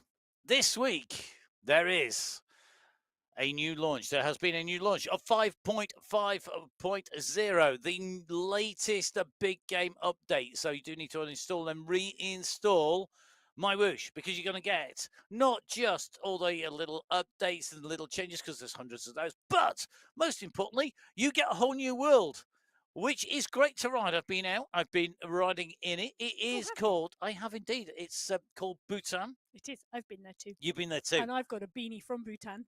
Indeed, I'm sure you have. Now, one man who doesn't need a beanie is Diego Schwantz at the moment, looking pretty warm at the moment. They're setting that pain cave. Nice big screen there on Diego's pain cave. Bottles lined up in the background. Notes and course profile on the left-hand side on the table as well. Yes. I've got the correct glasses on Never today. start a race without having had a good look at the course profile. Well, it's pretty important to know what you've got coming up and when the hard kicks are going to come. At the moment, our Category 6 riders at the 1.7k marker. Now, as with all of the racing, we've got missions. All the riding, we've got missions, and we've got a brand new mission, which is the mission that has been launched. It runs all the way through December. Jump on board, get on board with the mission, and if you do that, you then can unlock some great in-game prizes. And that is all about riding and putting the kilometres in various different events, various different races. So if you're out and racing on the Sunday Race Club, if you're out and riding, if you're going and doing a workout, we're in with Osman Vass at the moment, who's just keeping those pedals tapping around. And he got the big headphones on and the headband. See, he's a member of the Headband Club. And I'm not sure that the Headband Club should ever be eclipsed, or the caps, by a beanie. Now, Emma, you were talking about the Bhutan beanie, your beanie to Bhutan. Tell me all about it. It was great. The new world on MyWhoosh, and at the moment, yes, a beanie is part and parcel of the things that you unlock by riding the routes in the world. And it is very gravel focused, actually. A beanie, and then there's a gravel jersey, and then there's a gravel bike at the end. So lots of things you can unlock, new things that you can have in your garage. And some of our Category 6 riders, resplendent in their beanies, their new choice of headwear. And I did notice that you can pick up a lot more if you ride the Colnago Y1RS bike as well. But you've got to have it to start with. It's but some of our riders have already got it. I've actually seen somebody racing already today on one. You don't know. I know you've been spending your coins and gems on different things, clearly. So don't forget, jump on board, get on board, download the latest game if you haven't done so already. 5.5. There's lots of other differences as well. We talked about this fairly extensively in the women's race, but we have a different draft meter. It's not just the green number. It's green with chevrons at the top. So at the moment, we're looking at Jeff Rooney in person and his avatar at the moment. Jeff right on the front in the wind. Gives us a wave. Good to see Jeff. Good morning, afternoon, evening, whatever it is. It's evening now, isn't it? Yes, already? It will be where Jeff is. Way ahead of us in many things at the moment. And Jeff Rooney at the moment in the draft, you can see 3 chevrons, 3 green chevrons there, indicating he's getting good draft. Yes. One means it's not so good. Yes. None means you're at the very front. And Jeff Rooney has got the beanie. He's beanie to Bhutan. He has indeed beanie to Bhutan. So his avatar's there. His avatar is there right on the front of the pack, and they are continuing to push on strongly at the 3.7 kilometre marker. Can I just say, Jeff, thank you very much, because I have been shopping in the sales, the Black Friday sales. I was after some thermal cycling wear. And I was inspired by Jeff Rooney, and they arrived last week, and I have been out. What they like? not only do they look bob on and they're bright and colourful, but they too are absolutely fabulous. It was around 6 degrees with wind chill out riding the other day, and I was toasty. Almost as toasty as the Pain Cave. Oh, toasty, really toasty. I Excellent. was very, very pleased with my purchase. Brilliant. Brilliant, brilliant, brilliant. Yep, second world this year. We got lots of new worlds coming in to MyWhoosh. And don't forget, of course, you've got all the development that goes alongside the fact that MyWhoosh is the UCI's official partner for 2025-26. The riders in there as well as 2024. Good to see Yusuf El Hamadi at the moment, looking good on the bike. Got a little bit of work to do though to catch up to the group in front. He's got to check Sebs at about 3 seconds, and this is the effect of this course, isn't it? It's not flat. It's I think it really rewards a good. You need a good warm up on the run into this into this race. You can't go into a course on Wollongong in Australia really without a really good warm up. It's not like Belgium where you've got a flat 6 kilometres before the climb starts and you can really complete that warm up. You've got to go in warm because the climbs just keep coming, and they're short, they're sharp, they keep attacking. And Al Hamadi on the bike at the moment, you can see there on your screen as well. Sebsa is the rider ahead of him. It'll be great if those two can get together because it's always better when you're in company. Sebsa also part of the Beanie to Bhutan club. He is indeed, and we know he's going to be sartorially elegant. He's getting the best of both worlds here. He's got the cap on, got the UAE cap, and he's also got the hat as well. Not quite sure what's happened to him today. Yeah, no, he's got some work to do to get into the group. Well, just revel in the fact, mate, that you're getting in the kilometres, they're going in the bank, and it means you'll be faster next time on the bike. That's kind of how it works. The more Ks you get on the bike, the faster you're probably going to go. Yeah, don't worry. You'll soon have company. Don't sleep. Yeah, you can just see Crash. I can't bend down that. I'm really jealous now because that is a superb bike position. He's dead flat on the bike. I can't do that. He could. Someone once said to me once that I was going to do my very first time trial, and I am talking. This is like 30 odd years ago. Someone said this to me. He was an XGB pro rider. He used to ride on the continent, and I actually went to university. I didn't. No, okay. That sounds really bad. I went to university, and he was one of the people I met at university. He was studying philosophy. He was an ex-rider, and he said to me when I was doing my first time trial, I said, "Emma, let's go out on the bike. Let's have a look at your position." And as we were riding along, he said to me, "I want to be able to rest my tea tray on your back." Okay. He said, "When I can rest my tea tray on your back and the tea is not being spilt, you are in the correct time trial position." Yes, in terms of aerodynamics, whether it's efficient for everybody in terms of power, that is a different thing just saying altogether. What he said to me. I thought it was just one of those interesting visual images. The Category 5 riders are the next riders out of the pen today. They are indeed, and we're going to be seeing which of our teams are going to be at the top of the tree when it comes to the finish today. When we're in our finals, it was the Lone Bikers all together as a team. It's almost a contradiction in turn, but the Lone Bikers took the team win.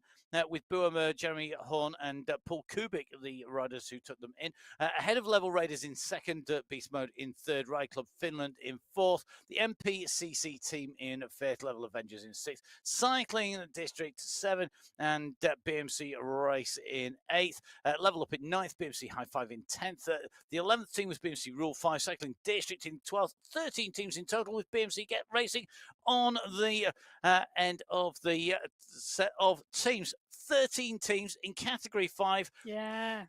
They were the teams in our finals last week. This week, well, we've got a number of those teams represented in Cycling District, yet again packing in the riders in 5A, 5B, and 5C. Oh, I know, it's great. Well, 73 riders on the start sheets in Category 5 today, and some really strong riders. It was Prince from Aymer, from Arseno, Womack, and Horn last week. A number of those riders, Buamer being one of them, progressing to Category 4. A really, really well-deserved uplift, I think. Sebastian Prince also going into Category 4 for December. That leaves Arseno, Womack and Holm in Category 5, along with 70 other riders. And it is going to be a fabulous race today. I think, making a prediction, Leonard Cadabona on your screen at the moment could well be one of those riders in the mix today. But I do believe we are going to see a sprint finish from Category 5 today. Indeed. I don't sprint finish Category 5. Doesn't always happen. It's a hard sprint finish to do as well, actually, because it's slightly down. It's a downhill run, which he's climbed out. He's got a sort of a fast run down. I think for me, it's not as much about what we saw in the women's race, which for me was save your energy for the key moments, the 3 key moments, the 2 climbs and the climb out of the aquarium. For me, in the men's race, because the distance is different, because 15k longer, it puts climbs, the categorized climbs are more focused on it generally. It's about riding smart everywhere. Well, Eben Svart could well be one of those riders who rides smart today. He is one of those riders that you expect to be in the mix when there's a sprint about. He's a rider.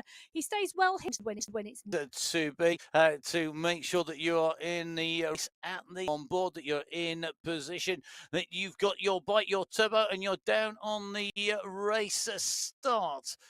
So make sure that you're there. If you is go to events on the MyWhoosh Racing, the top of the tree, and the competition and all the other motivators that mean that it's one of the best things you can do to get fast, and that's said by all the riders on it. But one of the key things is that because of that reason, about which trainers are approved and which are, improve the latest firmware, etc., and ensure a level playing field and nothing else. So accuracy and Finland took away in 4th appropriately. In 11th. 11 teams last week in our finals. All the results on out riding and racing category 4. Up and out, and because we've had some of our first event on that during the week, the end of the month. However, until then, until you get to the end of the month, it's individuals like Mika Rusimaki who are up on the screens. Yes, they are indeed up on the screen. Rusimaki. No, but hopefully lots more. We'll see whether or not they're going to be right up inside the top 10 at the moment. Just seeing the riders really pushing on this climb. This bit of a kicker as you come around the side. When you ride this on MyWhoosh, this really for me is a real. It's a real roller coaster. It's nice to ride. However, it's not so nice to race. Not so nice to race. So for me, it's really hard to race. It's because you're always on. It's always changing. Yeah. Whereas when you go on the sections and you start heading out up and over this when you're riding, it's a nice roller coaster. Really good. Really, really good. Yeah. Interesting. We're just in with James Mountier on the screens here. Back in with James once again. Interesting to see the pain cave. I'm wondering how often the canoe gets to go out. Probably not. Quite possibly, because of course it is the summer down in New Zealand in comparison to the bikes. I always think it's about people who do multiple sports. I'm always really impressed that they've got the time, the energy, the wherewithal to be able to do multiple sports, because I can't. I struggle just to cycle. Well, you're making an assumption it's Mountier who does the canoeing as well. It could be 2 different people, 2 different sports. Yeah, well fair enough. True. Yeah, quite true. More than one person in a household sometimes. But Skiski on the front here, Milano, Kuipers in the mix as well. Ola Warren too. They're at the 10.8 kilometre marker. That polka dot banner is coming. It's just literally around the bend ahead. Felix Reimers, the German rider, is the rider pushing on the front here. Drew Abbott is the rider doing the chasing, but it's Michael Kuipers who's coming at real speed. Look at this push, and he's going to pip Reimers on the line for that polka dot banner at the top of the Wollongong climb today. So checkpoint prize, as well as the first points, 5 points going to Michael Kuipers. Behind him was Reimers, who takes 4. Have we got the results for the rest of those riders in top 5? We do indeed. So Kuipers takes top spot and 5 points. Reimers takes 4. Mamba 3, Vasanen 2, and Warren 1. Well, let's move from our Category 6 riders, who are the first riders away, to our next riders waiting in the pen to go, because this is going to be our Category 3 riders. The teams that are racing, well, last week in Category 3, the riders going out onto race route, it was What's Up Next, who well and truly took the race win. They took that by 1.074 of a second. They won themselves at $3,430 US for taking the win as a team. Brilliant prizes, as always, on the MyWhoosh Sunday Race Club. Peak Power Racing was second, with Take That in third, Gold Grabbers in fourth, and Cycling District rounding out the top five. Sixth place was BMC Racing, seventh Level Platinum, eighth was Sandstorm, ninth the Level Vikings, Level Dorado in 10th, What's Up in 11th, 12th was Take This, and the Cycling District rounded it out in 13th place. Well, the green light of go hits the Category 3 start pen, and away go. 74 riders today on the start sheets in Category 3. And out of the top five from last week, just third place, Villard Guarin here today. Ridley, Lynn, Barrett and Van Vellegem choosing not to race today. Now, you don't have to race every single qualifier to qualify for the team's competition in the final. You need to do two. And a number of riders choosing to sit out qualifier 1 today. There's a number of riders in here, though. Batty's in here. He's a really strong climber, but today I think whilst the climbs will suit him, the actual finish probably won't. Walter Clays, for me, is one of the riders who could well be in the mix, though, towards the end. Andrew Rushmer, Christopher Morgan, these riders should all ride well today. Montoya is here, as well as, Ellos. Dorvin Ellos normally has a very fast finish if he's in the pack as well. Patrick Karlstrom to Ryan Duma. Never discount the Welshman. And one rider for me who this course is going to be eminently suitable to is Nick Squillari, because he likes a tough race. He wants it to be hard, I'm sure, and he's going to get that today. Very little flat, lots of just the gradients that you can really push hard at and make people suffer without it being super steep. And 600 meters plus of climbing, 632 meters of climbing in today's race route. It's not huge, but there's very little flat on this race route. Very little flat. And for me, Squillari there, we were just watching him on screen. Really, the look of concentration on Squillari's face, to me, was not about being at the front of the race and pushing hard.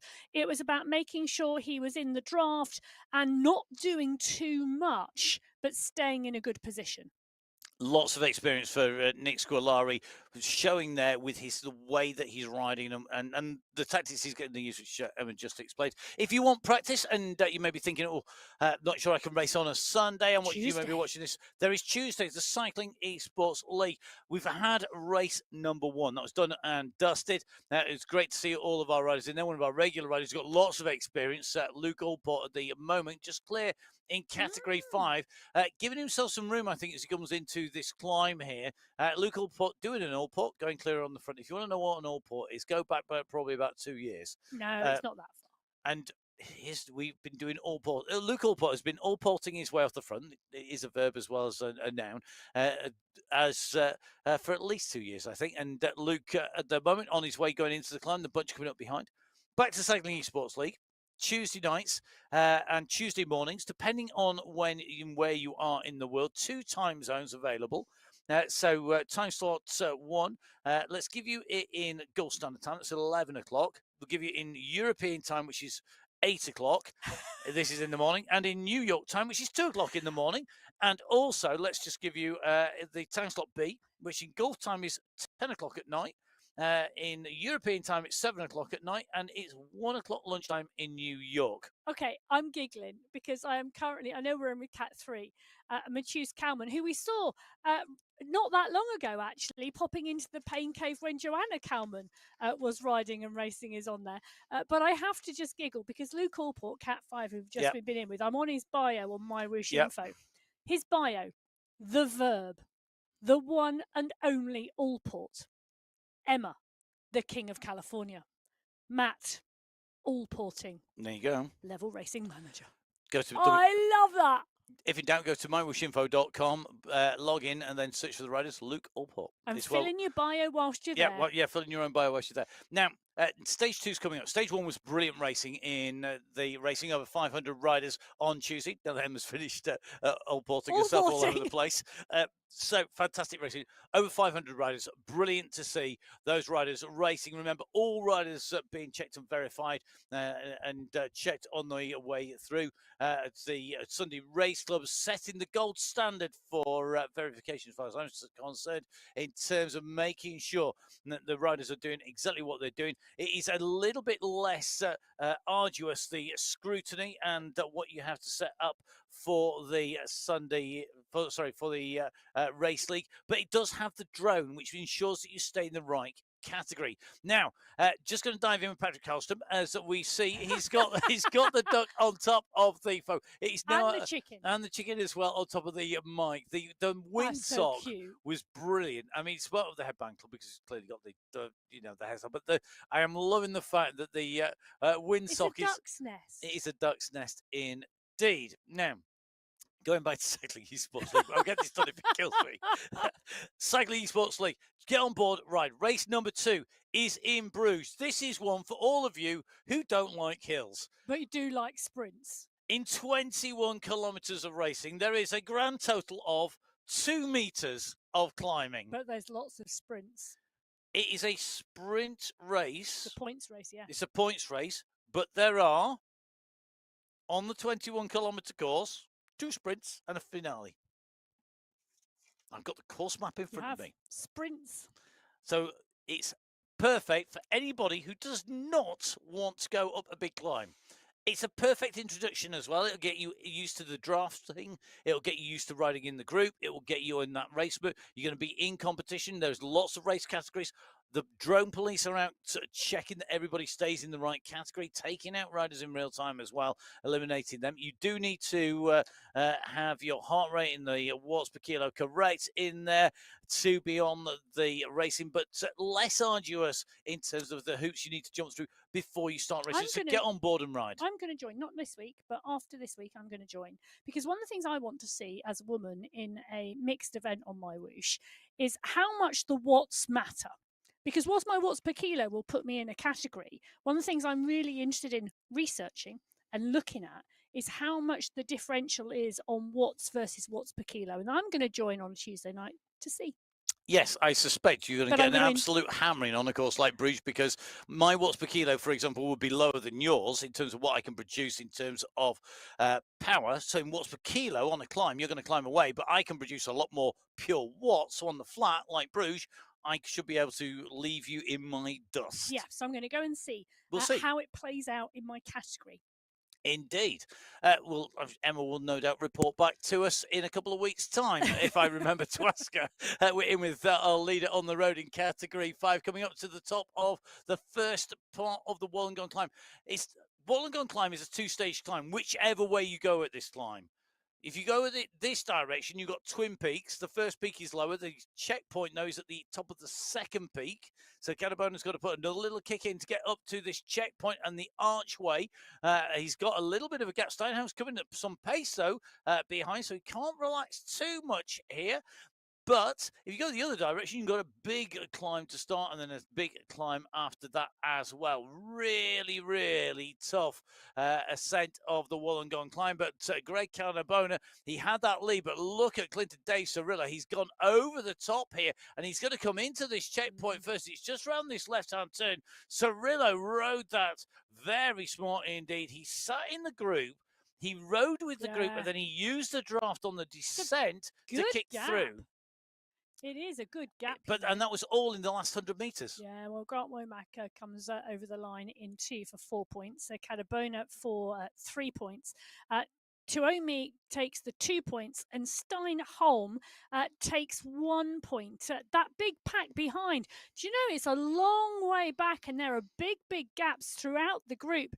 And it's going to be really interesting to see what happens with that Category 5 regrouping and whether it does. I think it will. I think it's all going to regroup because Cirillo basically used momentum and drive to get into position on the way through that section. On the climb, use the downhill from peak 1 into the second, the higher peak of the 2 parts of that climb in Category 5. So our categories 6, 5, 4, and 3 out on the road. Category 2, waiting in the pens, are going to be our next set of teams to take to the start line, as well as our individual riders. All our usual suspects are there. But got to say, congratulations to the Goats squad. This was brilliant last week in the finals. The Goats team took $5,710 as the winning team in category 2. Bert Kane, Massey Mendekowicz, Karen Kane, backed up by Peter Molostic and Jonas Bjarhed. They were, are you ready for this, 0.727 of a second ahead of Riders of the Storm. I know. Jan Kaplinsky, Marcin Wozniak, and Peter Trzynski coming in second place. But they were first, 13th, and 16th, which just shows you how close the racing was. 1.8 seconds last week separated the top 16 riders in Category 2, which is why the team competition was so close. It was only 3 seconds back to the Abu Dhabi team in third place. Fourth place, the Level Elite squad, and they were just under 5 seconds back. It was so close at the front, and I think we're going to see a very similar race here today, because whilst we don't have the teams competing, what we do have is we have phenomenally close racing in all of our riders. There are 12 teams racing last week in the finals, and when you added up all the team's top 3 riders together, the total time separating all 12 teams from 1st to 12th was only 16 minutes. I know. That's a phenomenal. That shows you just how tight this competition is in Category 2. Well, the Category 2 race field, as I said, 77 riders in Category 2. Nathan Guerra comes back down from Category 1. And, Kaplinski is here from Riders of the Storm, who took the win last week. Khan Kane is here. He took third. Nicholas Becker took fourth. Second and fifth aren't on the start sheets today, choosing not to race. Rick Van Erck is here. Ika Morel, he's here as well. Mark Santo, Jakob Bjorklund, he's here. Maciej Mendakowicz is in the mix. That's a rider who could well be looking forward to the course today. And do you know what? I'm sorry to point this out, Mr. Mendakowicz, but your riding is brilliant, but I love the greenery on your window ledge. Yes, Emma is a fan of the greenery. Although it's bring the outdoors indoors. That's what I like to do. Do you know that there used to be a rumor that you weren't rumor. It's true that when you were on a Belgian or a French or one of the traditional squads, you weren't allowed to have plants in your room when you slept. Seriously? Yep, couldn't have plants in your hotel. You couldn't have aircon on either. That made you softer as well, apparently. Yeah. Well, Olivier Simmons, maybe we'll ask him to do the research for us and we'll actually find the riders pushing on in the front. Look at this. First small climb, straight up, bang, let's stretch this Category 2 race.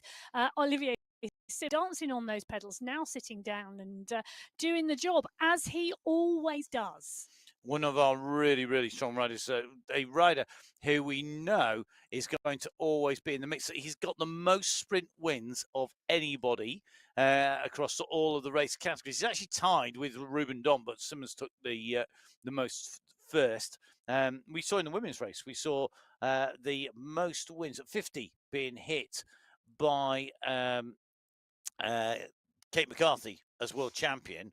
She's taken 50 ahead of Jason Osborne, who's on 49 at the moment, so he could equal her record, but she took that 51st as world champion. Michael Vink leading overall. I think he's only 53 or 52 wins overall. Say that again. 52 or 53 wins overall. It's 52. Thank you. Michael Vink. Yes. Overall wins. Yes. But Kate McCarthy's on 50. She's already taken the win. Tied if Jason Osborne wins, but she took the win first. Olivier Simmons leading the sprints 35 from Ruben Don, also on 35. It's okay. I was just like stuck on not the in fact the room. That you. No. I was in the room, but I was still stuck on the fact that you talked about no plants being allowed in the Belgium team's rooms, because bedrooms. Plants have scientifically been proven to have beneficial well-being effects if you have them indoors. Psychological benefits and health benefits. And science has proved that having indoor plants reduces blood pressure, reduces fatigue and headaches, and patients with hospital rooms with plants in report decreased post-operative pain. Biophilia is a thing. I do agree with it. It is indeed. But that doesn't say whether it's any good at night, whether it's beneficial at night. So you have to do more research. Beneficial the whole time. Just research it before next week. Toxins and pollutants. So it does indeed enhance your sleep. Don't do. Don't get in touch with me. Get in touch with @biking_Emma, ideally after the show rather than during. Okay, right. It's time to get the riders up and racing in Category 1. They're going to be our final race category, taking to a race start here today. The squads racing it out as you would expect in team order as well in our Category 1 competition, because we do expect to see the teams in action. Now, it was Boss Moves Only who took the win last week in our finals. They took the win by 1 minute. The Boss Moves Only, Osborne, Knudsen, Vink, and Safra Zaidi, the same riders who took that team win back once again. Alpha Jordan were in second. They're represented today by Churik, Vajasin, Kaminsky, and Jones. Bice came in third place. Farm Watts in fourth. Finger Boys in fifth. Aber Synergy in sixth. Gaines in seventh. And Warriors in eighth position. Got a new team this week, though. The Team Scandi Racing. Bjorn Andreasen, Jakob Dane, and Niall Pedersen. So welcome to Team Scandi Racing. All appropriately from Scandinavian countries. Denmark and Norway represented on the squad. Category 1, our final race category, out of the pens. In with Carlos Ramirez at the moment, just jumping onto the back of this group. Yes, he is indeed. A slightly slower start for Ramirez and Ski as well. And Confession, Remy Confession, one of the young French riders in Category 1, who has joined the Sunday Race Club recently. Good to see him continuing and progressing. Category 2, well, they're progressing. They're now at the 4.1 kilometre marker on this short, sharp climb.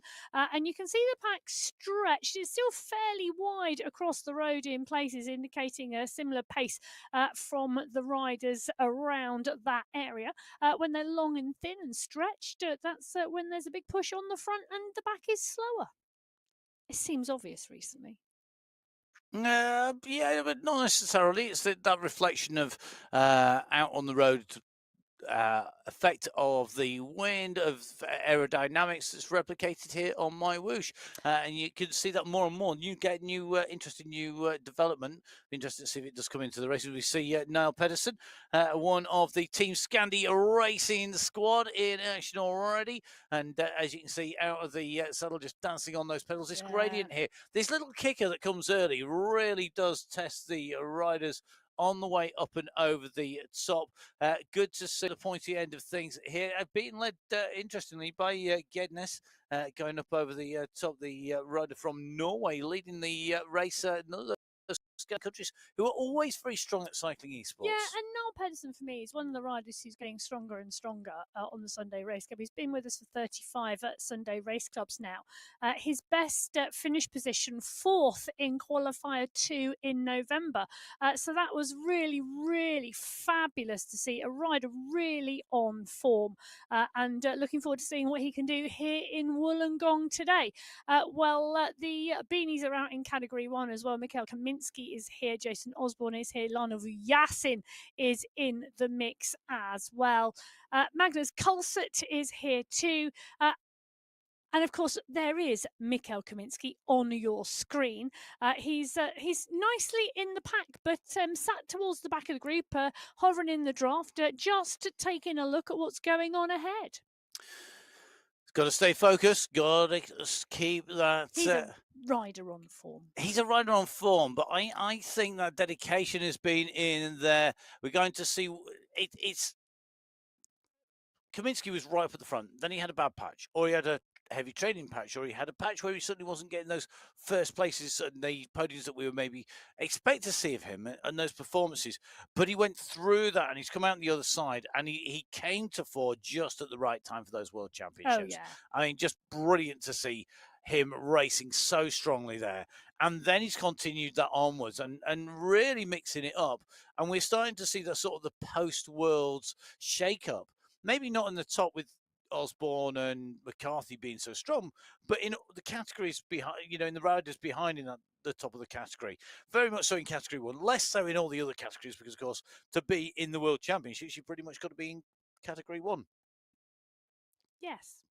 And if you weren't in Category 1 when you qualified, you bumped up to Category 1 as Matthias van he did Indeed. when he surprised himself, and in that final stage 3 of the semi-finals he moved himself up through into that top 20 and qualified for the world champs, and made it to the stage in Abu Dhabi, and obviously took the progression to category 1 as well. Well, category 2 at the moment is a hotly contested category. It really is. The strength and depth in category 2, we've already alluded to that today, but Olivier Simmons yet again on the front here at the 6.9 kilometre mark. Another big push from Simmons on the front. He's already done this once today with 2 other riders, but now he goes again. SS in those famous blue shirts that's synonymous with SS, pushing on, and the call comes from Simmons. Come on, help out, let's take turns. Well, they've got the chance to break it up early and make it split before it goes in. Just approaching the Vink overpass at the moment, the section where you go up around, sweeping around the top. Mystex 100 at the moment on the front here as they go into this overpass. It is one of those climb sections that can break the group. It comes very early going this direction. Often when we have been in Wollongong previously on the course, we've gone the other direction previously, and this has been taken by going underneath and then over the top. We go over the top, but then this sweeping right hand takes us all the way round and then back underneath where we've just come from. And that bridge there, it puts the pressure on. It can split the group. At the moment, that group is glued together. There's nothing to separate the riders. Michel Machado in that group, just keeping the pedals spinning. 91 revs per moment at the moment. Yes. High cadence. And yeah, you can see him there in the pain cave, and you can see everything else around. And I'm loving the red background, really vibrant. A vibrant pain cave indeed from Machado. And the category 2 pack pushing on Nicholas Damsgaard right up the front, pushing the pace. So Machado is the rider moving up through the pack, paying really close attention. Camille Danes is in there, Marcin Trosjanowski is in there, Pierre Fell, Ika Morel, the rider from Spain, in the mix as well. So category 2 on the right-hand side of your screen with Damsgaard already attacking here. Left-hand side of your screen, Magnus Corset doing much the same thing in category 1, looking to make it hard, and he stretched this group out. He's already starting to put people under pressure, answered very quickly by Michael Vink, Ramirez, Pedersen, Malus, Skierski, all moving on to the wheels here. Interestingly, the world champion, Jason Osborne, just sitting in the middle of that pack at the moment, just keeping an eye on things. I think he's very aware that he has got time to get that. And you've got this roll down. This used to be the run up to the women's finish when we went in the opposite direction. It also used to be the first climb of the day. Now it's a downhill.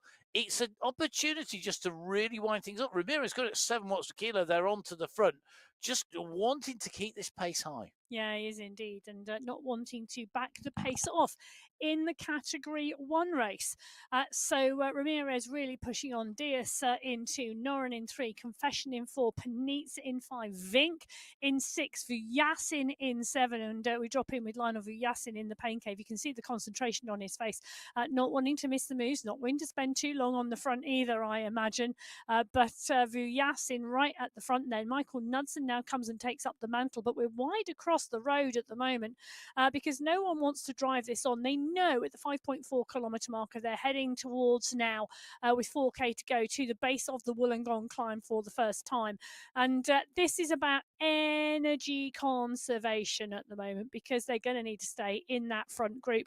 And the point in the race where the likes of Skierski, the likes of Osborne, maybe Vink if he's feeling better, are going to attack. The rest of the riders know it's going to happen, whether it happens on the first Wollongong climb or the second. The question is, which one is it going to be? But well, I tell you something, the rider we're in with at the moment in category 3 should know, because he is a rider who is ever constant and has been ever constant on the live chat on the YouTube channel whilst watching the Sunday Race Club. He's watched many times and commented and chatted with us. Now he is in the race himself. Christophe Canton, fabulous to have him in the race, and big push and drive at the moment to get back onto that group. The category category 3 pack at the 15.8 kilometre marker, and Canton getting back into the groove and back onto the back of the group. Don't let those wheels go, Christoph. Keep those wheels tight. Make sure that you get on that group. Try and get into that draft. Get those figures into the green. And remember, it will soon be over. It'll fly by in a flurry of racing. I'm sure he'll send us a message next week during the women's race to tell us whether it flew by in a flurry of racing. I'm sure it will. Doing a great job here, and great to see him in action. Don't forget, you can get in touch with us, as we often hear from Christoph, on the YouTube live chat. We pick one, and it's the YouTube one that we follow, as well as all the other screens here in the studio and all the rest of the data that we're pulling in through, as well as our copious paper notes, old school, scribbled on notes, and the whiteboards and everything else on the way through, to make sure that we know what our riders are up to. Just in with Ross Fawcett, one of the Stolen Goat team members, who writes up from the United Kingdom. Fawcett at the moment, leading this group on the climb here. He's coming up towards the top of the first part, and you can see them charging through Category 6. Category 6 are on their second ascent. Category 2 have just come charging through them on their first attempt at the moment. So at the climb here, you've got Notes at the moment on the front. You've got Kroll leading the charge with SS. They're charging after Notes at the moment, but remember, this is point 1. We got to go up to point 2, the second peak of this climb. Notes has got the drive, and we've seen before riders being eclipsed. We saw it with Canabona. Riders getting eclipsed. We're in with Notes. Good to see into the pain cave this week. Thank you very much, Andre. As we go over the top now. This is about getting the drive right for the checkpoint. Remember, the prizes, the points are given out of the polka dot archway that's coming up in front of Honda. The question will be, can SS pull him back? Has he got the drive? Has he got the draft here? Big kick from SS at 9.4 watts per kilo. Coming up on the shoulder of Notes. Notes responding. You can see him out of the saddle here, really driving on. SS comes on the right-hand side. Notes responds on the inside. They'll go round this left-hand turn. These will be valuable points in the climb competition. SS goes through. He will take maximum points. He'll take 5 points. Notes will take 4. Kroll will take 3. This X100 will take 2. And I think it would be Janade or Net who takes the final point. We'll just do a double check as Category 2 go through. Janade takes the final point in 5th place. Net takes 6th. Just having a look, Andre Notes, one of the riders actually, do you know, he's not ridden the Sunday Race Club a huge amount. He's on 7 participations, but he's had 3 King of the Mountains jerseys and 1 top 5 position. So in those 7 races, he's been very, very visible. Very visible, very active. Now in with say Safra. Oh, I love that team jersey. Nice. Yeah, I am a fan. I am a fan of blue. Got a new blue jacket, so you might have got yourself a base. So I got myself a blue jacket. Oh, okay. Well, Saeed Safrazadi putting a massive push on this climb up in towards the first Wollongong climb, and a really concerted effort here to go away from the group. 7 seconds clear of Jason Osborne at the moment. Osborne on the front of the pack. The pack look like they're heading and moving him down as they dance across the road. Dan Turek now taking up the mantle, but Safrazadi putting in a massive dig. Yeah, brilliant move. This going off the front. Say Safrazadi on the move, looking to make this tough. Very interesting tactic from Say Safrazadi there as he pushes on. He's ahead of Jones. Jones at the moment in the middle of this group. You can see the bikes right up behind him. Jones at the moment focusing on that big screen, making sure that he stays in with this group. They're going to drop down a little bit, but then they'll be onto the real pull up onto the slopes. They know that they're just under 2K from the summit at the moment. This is interesting, isn't it? It's the Safrazadi at 12 seconds. It's provoking a response behind. Yeah, it is indeed. And Plantro, one of those riders pushing, so is Ollie Jones.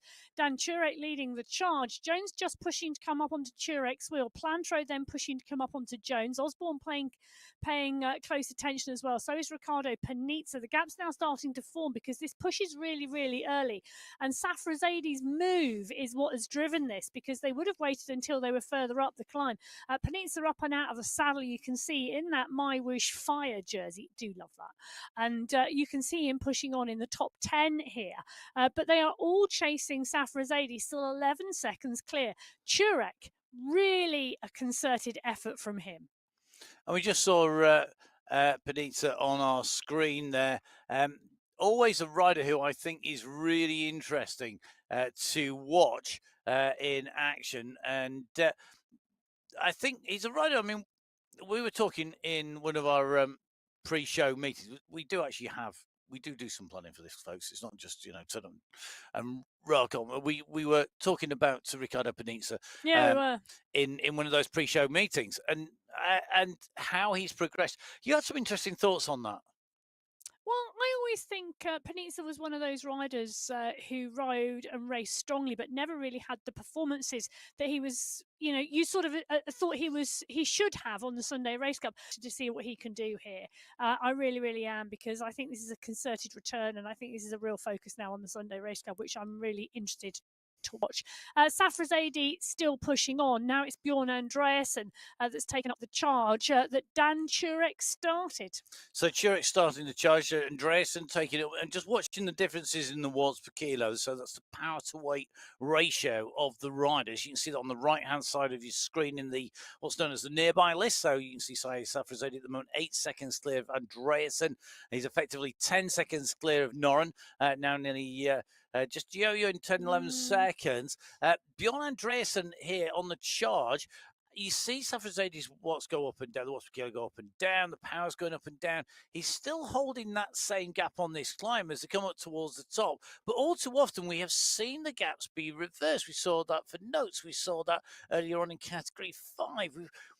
It can very easily be changed. You've got to have a good gap, and you've got to keep pushing. And Safrazadi, I think, will do that. Safrazadi is a great climber. You cannot forget that. He knows exactly what he's doing when the climbs go up. These are shorter, sharper climbs, maybe not the ones that he favours the most. So an attacking style has worked really well for him. But he can climb, and he can climb really strongly. So once he goes away early into a climb, you've really got to work extra hard. I know that sounds strange because the category 1 elite races, but it is a massive ask to bring someone like Said Safrazadi back on a climb. He's doing the business here. He's about to go underneath the polka dot banner. It is there just around the corner. He's going to take up 5 points in that climbing competition, and the polka dot skin suit. Skierski, Pedersen, Vujasin, Jones all battling for those lower places, and it's going to be Pavel Skierski who comes through for second place here today, and he's going to pick up those points. Now, the interesting thing is that they've gone through slower than the category 2 pack. Marginally, Said Safrazadi 50th in terms of time at that point at the banner. So showing that early part of the racing was steady away until we saw that attack come from, say, Safrazadi. Safrazadi maybe just wanting that whole race to be a little bit harder. What's really interesting here, Pavel Skierski takes 4 points, Lionel Vujasin takes 3, Mikhail Kaminsky takes 2, Noel Pedersen takes 1. Not seeing Jason Osborne picking up the points. Surprising for Osborne. Normally he likes to pick the points up. Maybe he's just waiting to go on climb number 2 and solo from climb number 2 to the finish. You never know. Eyes peeled, everybody. I have no insider information. That is an utter guess. Eyes prediction. Peeled. Eyes peeled. Estimation. Punditry. Okay, let's dive back in with category 3. We're in with Mohamed Al-Kaisi and Morten Christensen, who have got at the moment a 7-second lead on that group that you can see in the distance behind them. Squilari, Morgan, Wojnas, Tidholm, Sledek, all in this group. At the moment, though, it's Squilari who's leading the chase of Christensen and Al-Kaisi. Two very good riders in front here at the 22.8 kilometre marker. They're between sprint number 1, the Wollongong sprint checkpoint, and the second ascent. The second ascent starting at about 25.8 kilometres. So the 3K to go to the climb. At the moment, Al-Kaisi and Christensen are stretching this race out. They've opened the gap on the rest of the group. And Squilari's coming at what is 78 watts per kilo. He's not coming back at the moment. We'll see what's going to happen. We'll just have to see how that plays out as we dive across to category 6, and we've got a solo leader, Ola Warren, on the right. Actually, Ola Warren was in Bhutan when I was riding on Bhutan. Was he? He was, yeah. Excellent. Yes, he was on a different course though. So you didn't wave to Ola Warren then? That's beyond my technical ability whilst I'm riding up a big climb. Okay. I just don't have that. That's not happening. Emoticons, waving, lightning bolts, and climbing. No. Category 6 coming towards the Wollongong sprint for the second time. It comes at the 33.4 kilometre marker. They're 300 metres out, and that's why Ola Warren is off the front of the pack, because he is sprint king in category 6. Felix Reimer in the polka dot skin suit leading the charge from behind. He's the closest rider to Warren, but the rest of the pack are rolling strongly. But Warren is going to go underneath the banner in 1, and he's going to pick up 5 points in that second sprint. So that is maximum points for Ola Warren as he goes through. Just the aquarium sprint to go, and no major climbs between Warren and that final sprint. No major climbs, but lots of bumpy bits of road. And I think for me, this has got Warren's name all over it in terms of getting through, taking that sprint checkpoint. But whether then he continues to push over the top of the climb, I'm not so sure, because he'll want to be in the overall. I think he'll go back into the pack. He knows he's got the pace to come out of the pack and win a sprint at the end. There's a number of other riders in there who could as well, but that's where I think he'll go. We will have to see. Now, at the moment, Michael Knudsen on the move, the rider who has the high score in terms of overall podiums on the MyWhoosh Sunday Race Club. He's currently on 94. He can hit 95. He's on target to be the first to the 100 mark, that century mark. The question will be, will he be able to get there in no short order? He can't do it this year. No, it's going to have to be a 2026 job. It could theoretically be in the first few weeks of 2026. Yes, it could, which would be absolutely amazing. It would be incredible if he could do that, but that does mean he's got to get podium all the way through. Knudsen with 94, ahead of Michael Fink, who's got 85 podiums so far. Well, I think Knudsen could well be. Knudsen is Mr. Consistent. Johan Noren on our screen at the moment, also a consistent rider, and one that I really like to watch when the climbs were on a pretty much actually on a course like this, short, sharp climbs rather than long ones. Johan Noren is really where it's at. He's part and parcel of the pack at the moment. The pack that is chasing Michael Knudsen. I'm just taking a look. Yep, Knudsen still 18 seconds clear. Interesting move this, because obviously Knudsen and Safrazadi part and parcel of the Boss Moves Only squad. So Safrazadi attacks, comes back into the pack. Knudsen now attacks, comes back into the pack. Is this a move to protect the boss, Mr. Osborne?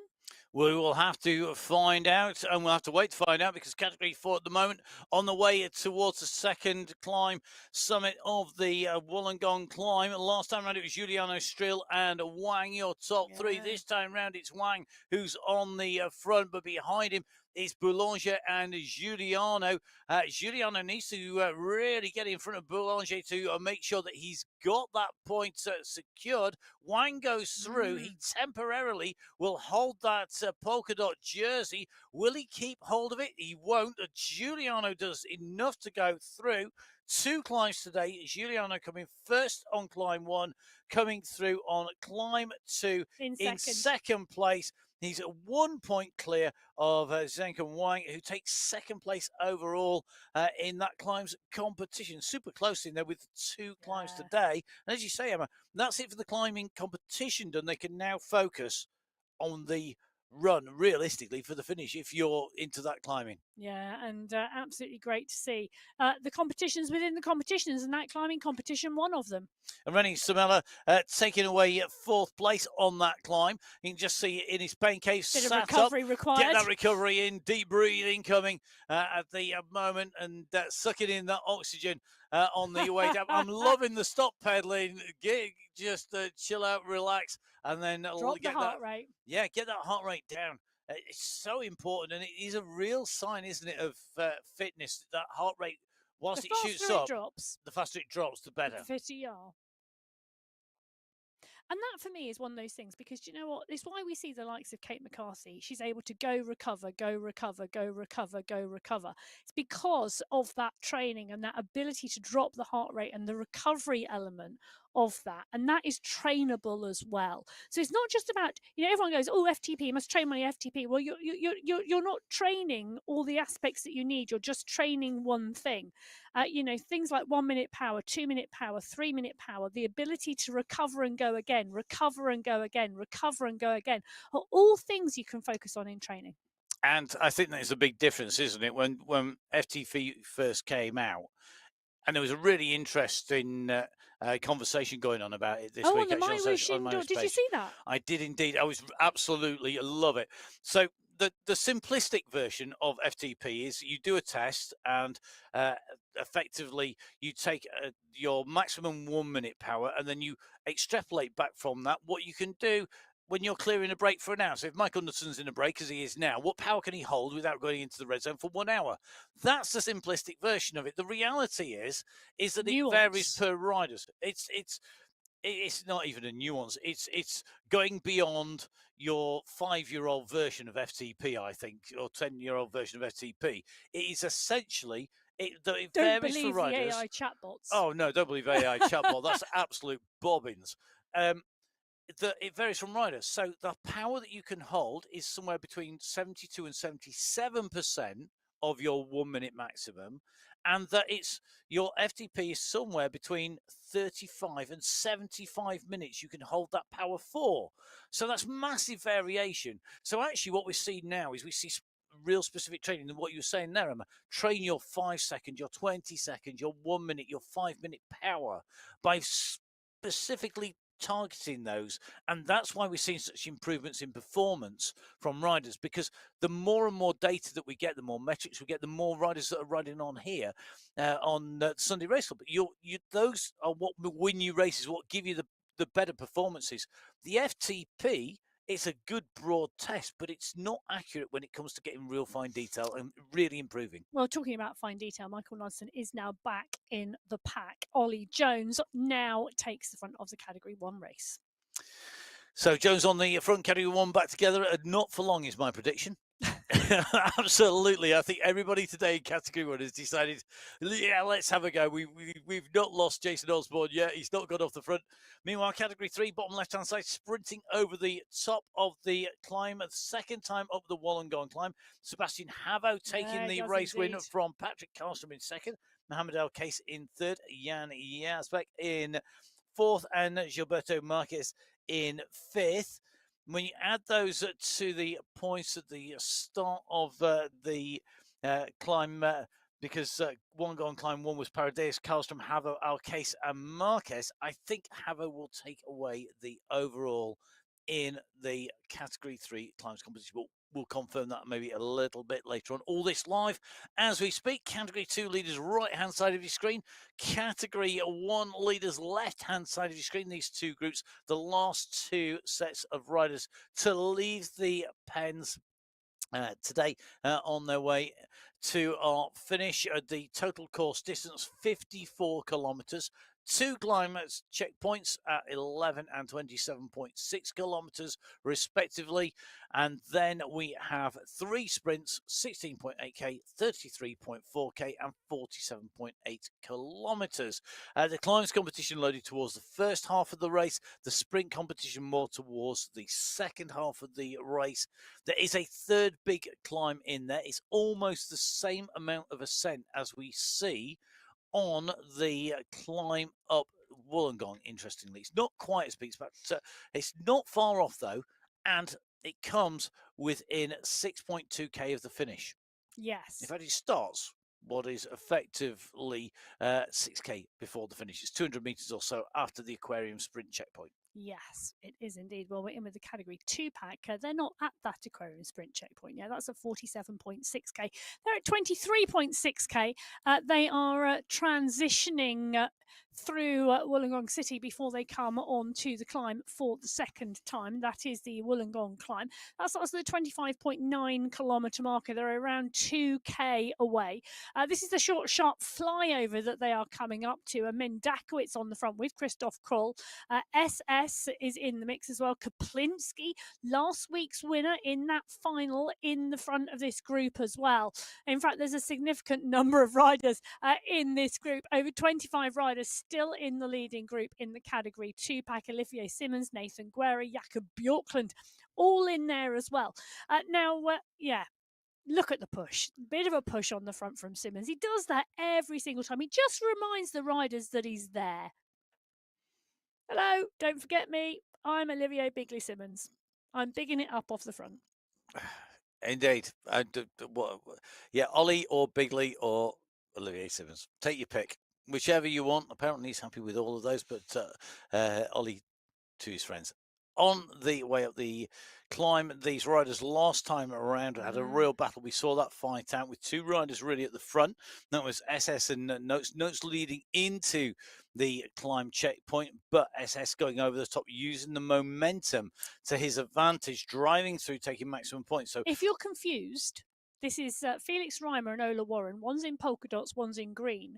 They're the leaders in the Category 6 race who happen to be in the Category 2 bunch because the Category 2 bunch are on the lap behind them. They are, and this is one of the things that happens on laps, that riders are in there. Now, riders can be caught on the way through. Interesting to see here that Category for Sprinter just on his way in through Category 4, just starting to catch more and more of the Category 5 riders as they come through. Bush, though, sprint leader, is going to take maximum points here as he comes in through. Job done behind him, the chase on, but not going to be enough. So Bush goes through, maximises his points. Good ride by him to take away the sprint there in category 4 in the second of our 3 sprints. Yeah, Rennie Samela comes through for second there, and we know he featured, I think it was fourth in the first sprint, so another strong performance. Boulanger there as well, Wang, Friedeck and Rodriguez. Meanwhile, we're going to go in with the leaders on the road, the Category 5 riders at the moment. The riders at the 35.4 kilometre mark. As you can see, Sammy Tuomi at the moment with Steinholm, Jeremy Horn, Luke Kendall and co on the way in through, because the Category 5 riders really riding strongly at the moment. And Category 5 at the moment, very interesting. Tuomi here in that polka dot skin suit, really making it hard on all of the climbs for Steinholm here, really putting the pressure down. These two riders, so 48 seconds a gap for two riders at 35.8k. Given that we've only got the big dip into the aquarium and the climb out, they could stay clear. They've got 18 kilometres still to race. They really need to work together. They need not to battle each other. They need to work together and then sort it out in the last couple of kilometres. Do you know what I mean? Yeah. They need an agreement. Yeah, and that's what I would be very, very fast, very quickly typing in there. Because I know when I raced, I was always better racing a team time trial than a time trial on my own, because what I could do is I could race to my strength. So that was the short, sharp, punchy sections. So I would do that. And then the long efforts, my regular racing partner, teammate, he would be doing the sections that were the long, flat, fast sections. And I'd do the punchy sections, and then where we had to lift it on the front. And by doing that, we were beating teams who were on paper much, much stronger than us. But we could do that by really racing to our strengths. And that meant that it really offset the fact that generally we should have been much, much worse. And that was the thing to do. And that's what I think we can see there maybe by Tuomi. And it's home there at the front of the race. Two riders racing to their strengths. Tuomi going on the front of the climbs, home maybe then doing the longer, flatter sections and really taking it in turns and not going through hard enough to drop each other, but working hard. Now, you can see Category 6 just took that right-hand turn there at the 42-kilometre marker. Ola Warren and Felix Reimers taking that right-hand turn. 2 riders, 40-second gap. Category 2 as well. So category Yeah. 6 as well, 2 riders. Yeah, really interesting. And so Reimers and Warren just now at the 42.1 kilometre marker, like I say, 39-second gap back to Abbott Newman. Who else is in there? Vasanen is in there. Milano is in there. Krosnos is in there. Interesting group we see in category 6. I think that the gap is coming down, but I'm not sure they're going to run out of road.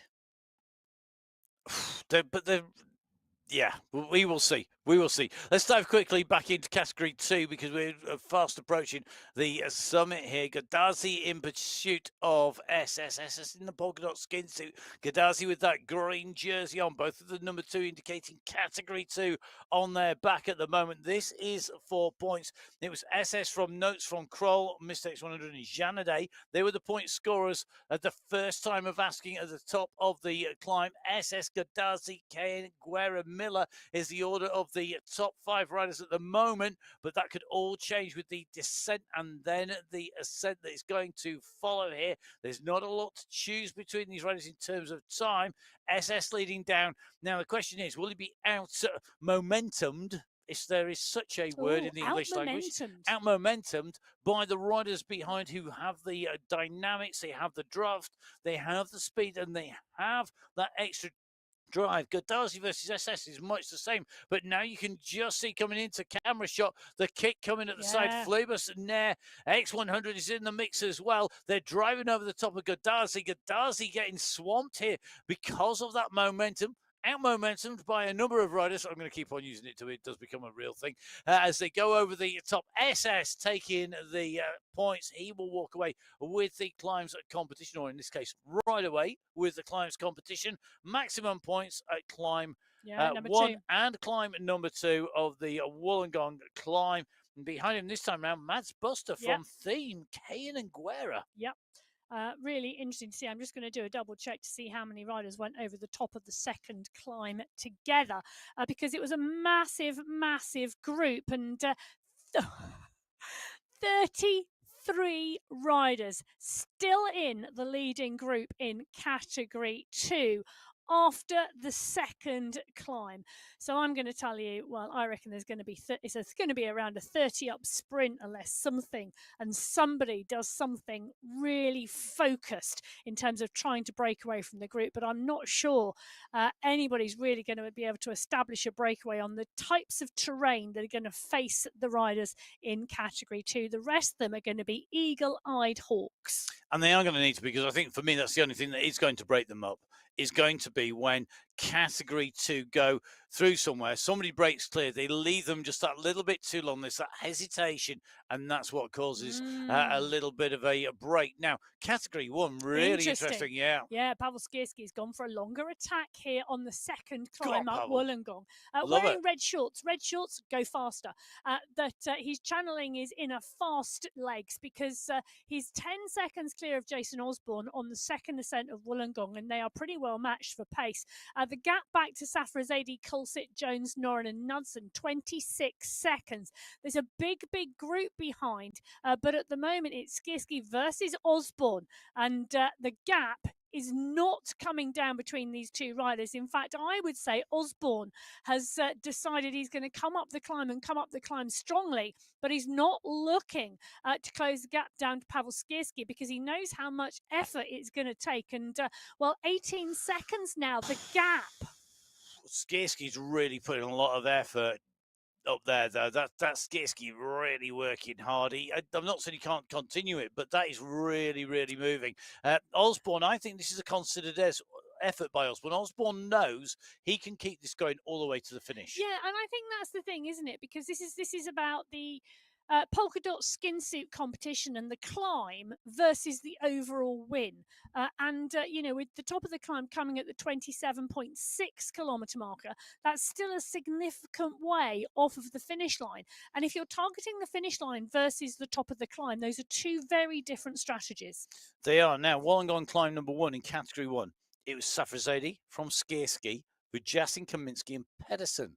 That means that Skierski, if he holds on, which is looking like he will do, he's going to take away the polka dot skin suit. And while Safrazadi took away the first of the points, 5 points on the first climb, the maximum, Skierski was right behind him with 4 points.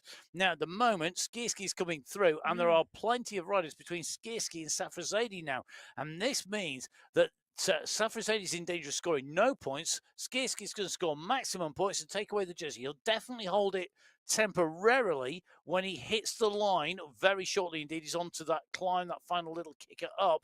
Behind, it's all about what Safrazadi can do. Can he bring himself back into contention? And I also think this is about Jason Osborne. Jason Osborne, the group have caught Jason Osborne behind. I think Osborne made that decision to let that happen because his mind and his focus is on the finish line.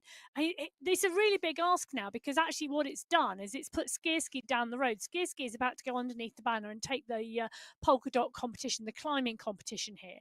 For me now, does Skierski sit up? Does he wait for the group? Does he push on? Does he blow up?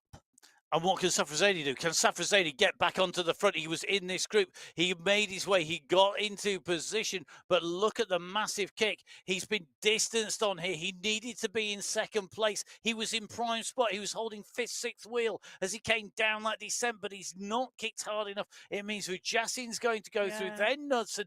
Then you can just see it's going to be Safrazadi coming through. I think potentially taking fourth place Knudsen there. comes through ahead it's of him. not going to be enough, and it means that Skierski is going to hold on to that jersey ahead of Jakob Dane. Jakob Dane of the Team Scandi Racing taking fifth. Boss moves only say Safrazadi taking fourth. Knudsen taking third. Vujasin taking some, but Skierski taking away the checkpoint and the overall climb competition. And can we just say, wow, I'm going to give you an update in a minute. Let's just do this. Paul Skierski goes through 39 minutes, 4 seconds. SS leads through category 2. Sebastian Havo, category 3. Zenkum Wang leads through category 4. Sami Tuomi leads through category 5. And Ephraim Mamba led through category 6 at the top of the second Wollongong climb. And the reason I'm going wow is because I'm going to give you an update. 14 riders in the leading group. In category 1. Skierski, Vujasin, Knudsen, Safrazadi, Dane, Tugels, Paradeans, Panitsa, Plantero, Kulsit, Noren, Andreasen, Jones, Pedersen. 14 seconds off of that group was Jason Osborne at the top of the climb. Okay. I don't think that should be a problem for him, but 14 seconds is a long way off. Skierski, a lot further off the front of the group. I mean, he's 25 seconds up the road at the top of that climb. We'll have to see what happens when he comes back in. Meanwhile, back in with category 2, Christoph Fliebus at the moment on the move on the front here. Fliebus really, really aggressive today in the category 2 sprint competition and looking very good at the moment out on the road. The category 2 riders at the moment currently at that 32.5 kilometre marker. They're not far from that sprint checkpoint at 33.4, and that's why we're seeing that move go off the front from Fliebus. But look at this, Nitko and X100 at the moment in pursuit. Fliebus at the moment really starting to feel, I think, the effect here. We can see him on our screens. Christoph Fliebus here. He's got the sprint jersey. He's gone for a long one. This is really smart riding because this means he's going to reinforce his lead in the sprints. This is Wollongong sprint number 2. This is Christoph Fliebus, the man who won sprint number 1. Coming through. Fliebus, Nitko, Jakobs, Machado, Guerra last time. They're coming, and they're coming fast, though. David Nitko is coming at 11.2 watts per kilo behind. Fliebus has got to push for that last. Oh, that was close. What a move. What a thing. Oh, we got a mechanical on the bike as well. So Christoph Fliebus has just had to dismount his bike, just make an adjustment before he can get back on. Fliebus having a mechanical and us witnessing it there as well. Could well be that the chains come off there on the sprocket at the back with all of that sprint, and it could be he got a little bit of a jam there, but jumps off, making sure that everything is okay. Jumps back on again. He had the time to do so, but he's got to get back up to speed. You can just see his avatar now being pushed. pushed back through this group as the group comes round him. He's got to get up to speed here in 11th position here. So worrying times for our sprint leader. Mechanical issue causing him to drop back through that group. He has to jump into this. He can't afford to be distanced because whilst he's taken 2 wins, it's not necessarily all over. It's been close behind. And 33 riders still in that leading group as well in category 2 at the 34.1 kilometre marker. They are 19.9 kilometres from the finish line, and Flubis just needs to tuck in and stay there. Well, Marcin Wozniak on your screen at the moment, part and parcel of that 33 rider leading group in category 2. So good to see Martin at the moment. Martin Wozniak with the wave there and looking very smooth, looking very comfortable in that group at the moment. Yeah, he is indeed. And the group now going to roll, I think. Short, sharp, punchy climbs, but they'll be rolling all the way to the finish in category 2. Well, these 2 riders are not rolling all the way to the finish. They're battling all the way to the finish. They're at the 49 kilometre marker, and this is the 2 riders at the front of the category 6 race. Felix Reimer in the polka dot skin suit. Ola Warren in the green skin suit. The 2 riders leading the category 6 race. They're 23 seconds clear of the chase group. It's a strong chase group behind. There they are. They are Warren just in sight. Antonin, Newman, Skierski, Vasanen, Truba, Vargas, Abbott, all in that chase group. In fact, I'm looking at that. I think that is 8 riders.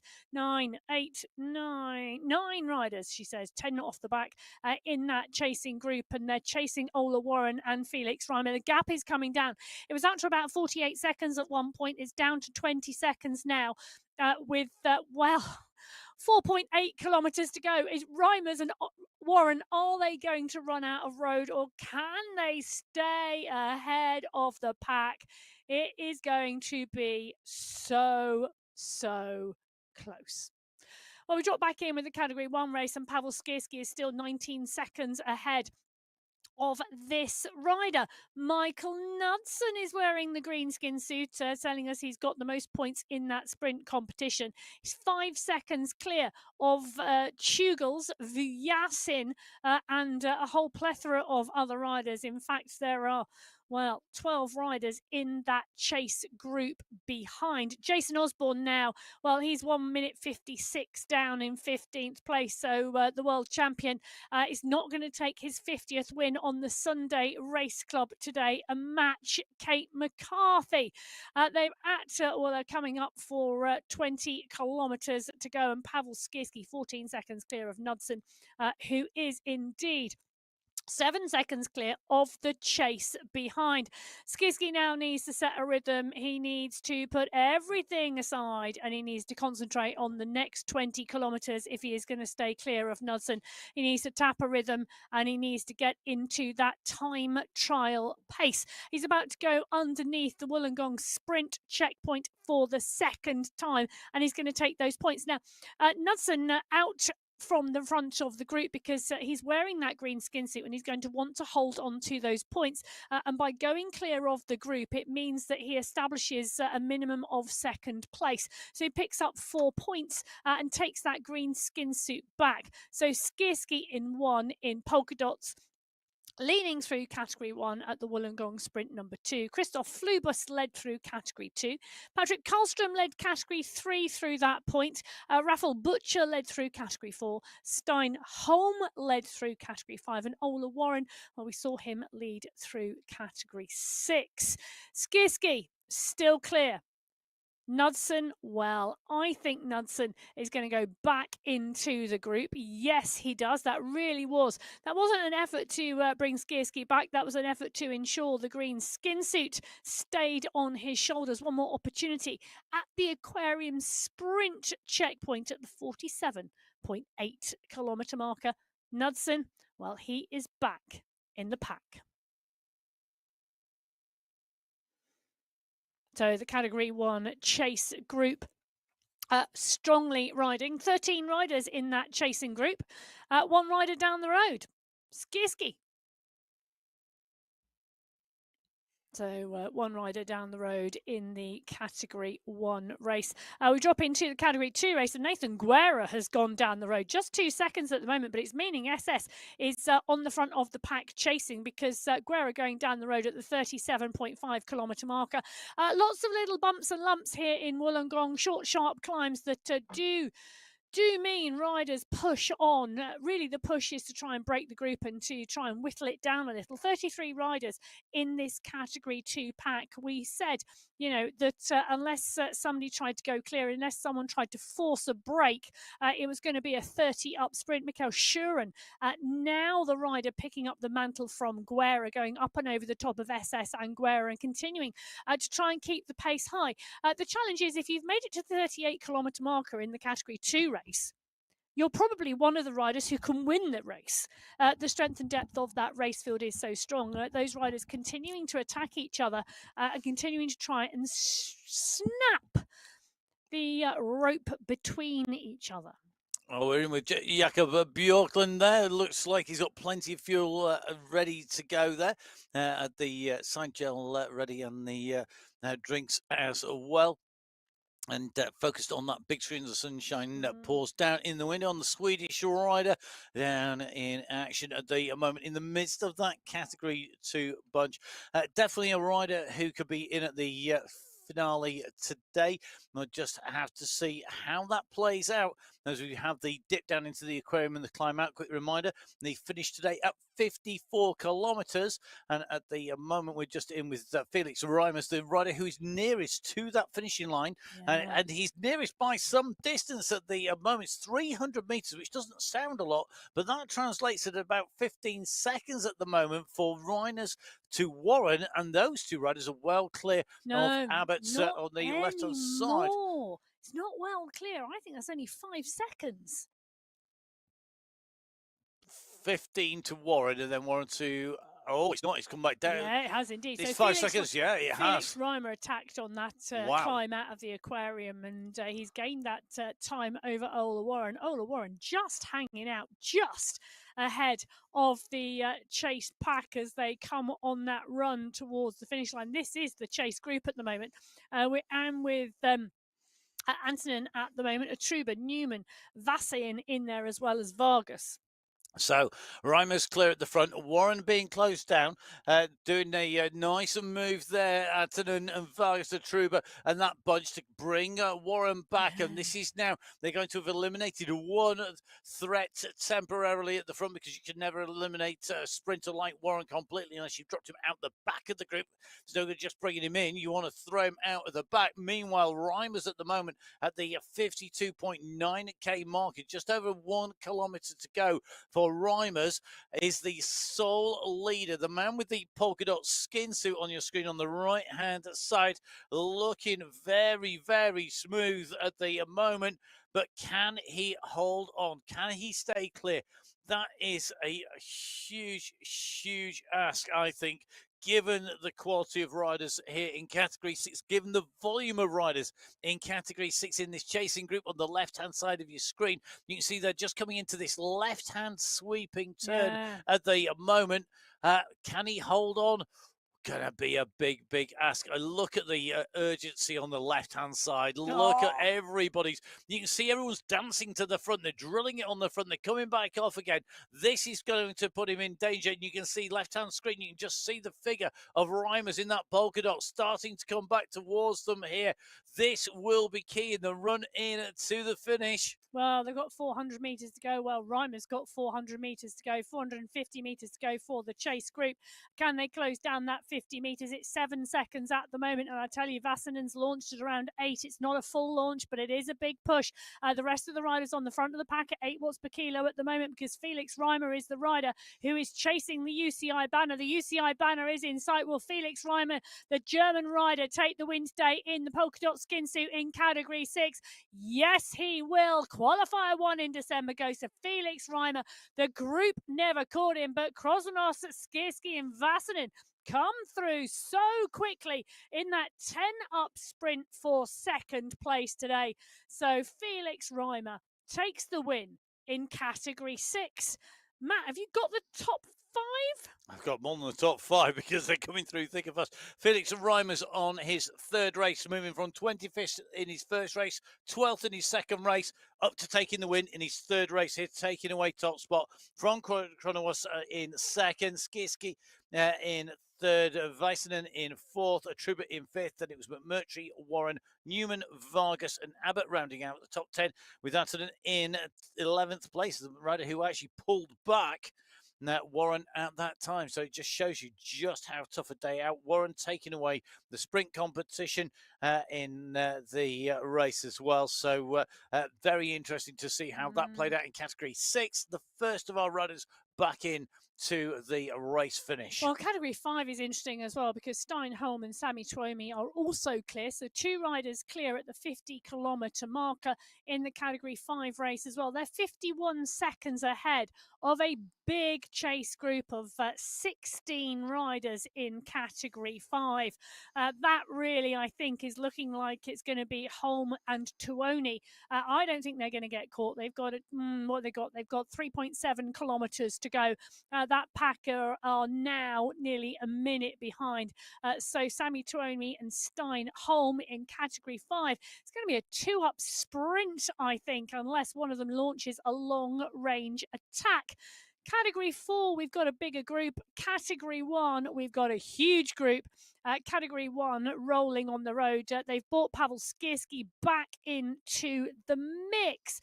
So the category 1 race at the 39.4 kilometre mark, we're with Noel Pedersen. He is in that leading group and putting in a phenomenal ride. The next thing they are going to see is the aquarium sprint, but not for some time. They're on the long transition between the second Wollongong sprint checkpoint and the aquarium sprint checkpoint. And this pack are rolling, but it is so big. They've now swept up a number of category 2 riders in it. Ross Fawcett is in the group. Ivan Nuki is in the group. Daniel Pinto is in the group.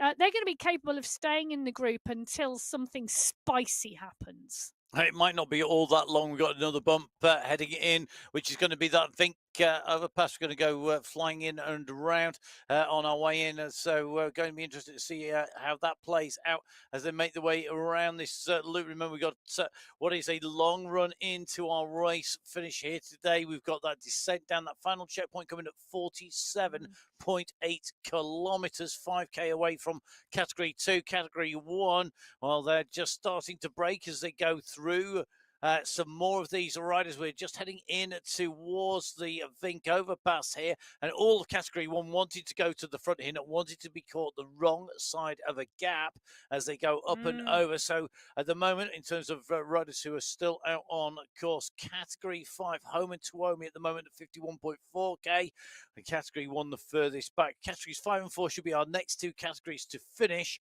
Category 5 currently 1.125, 1.3 k ahead of the riders coming behind us at category 4. But I'll tell you something, Home and Tuomi with 1 minute 10, that it's just super secure. And these are 2 riders.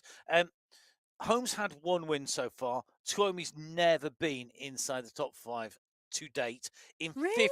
Yep, in 59 participations. Sammy Tuomi has been waiting to break into the top 5. He's going to do it today. He's either going to be second or first. Holmes had 1 win in 26 participations. But Tuomi has got to have had, well, I know he's had some strong rides. He's had some incredibly strong rides, but, and it is a but, Sammy Tuomi has not had a top 5 according to that.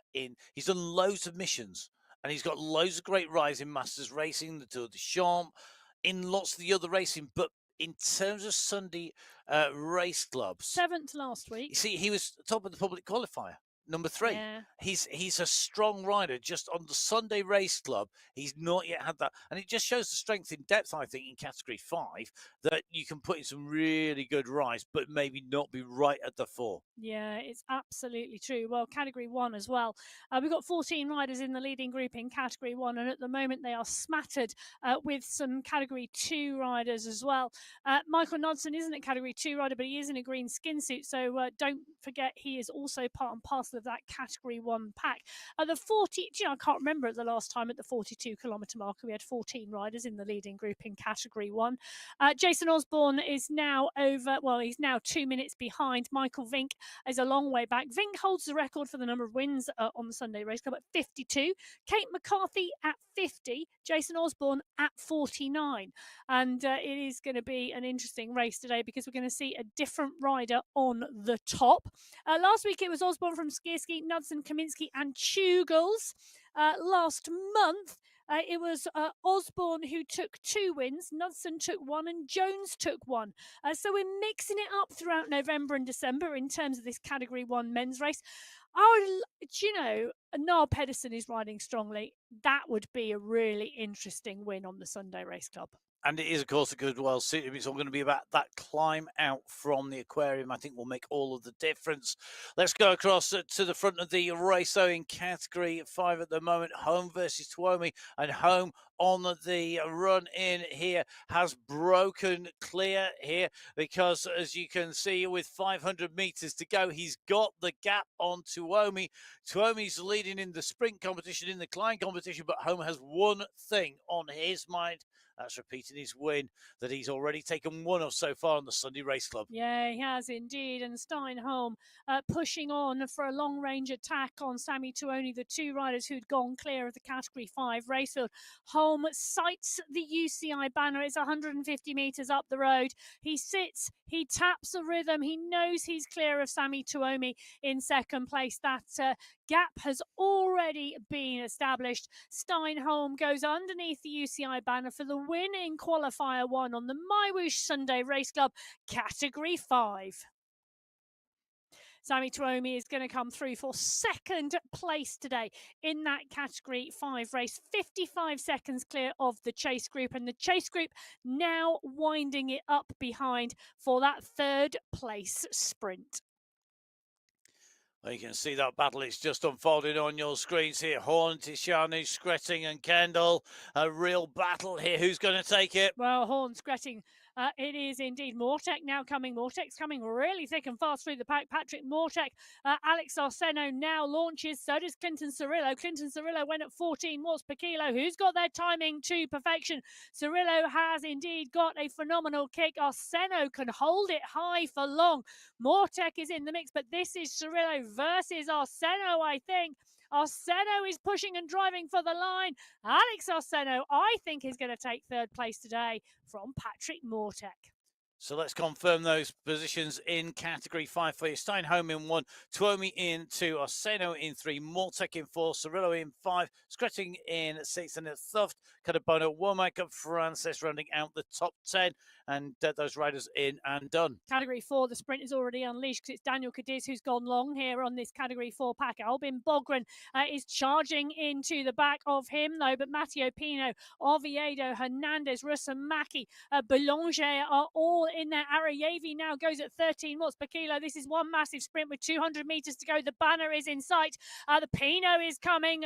Notari is coming as well. Boulanger is coming, but Cadiz is at the front. Notari goes over the top. Can anybody hold this? I think Giacomi Notari has just taken the Category 4 sprint from Thibaut Boulanger. Well, a fast and frantic run for the line. Notari in 1, Boulanger in 2, Alberto Carlos coming through in 3, Pino in 4, Cadiz in 5, Oviedo in 6. Massive sprint, 18 up sprint. They keep on coming in. 90 runners just come over the line. I mean, what a race finish in Category 4 for a course that's got so much climbing across all of it, because it's not got one decisive climb. This really does seem to be a case that if the riders are strong, if they can hold these groups together.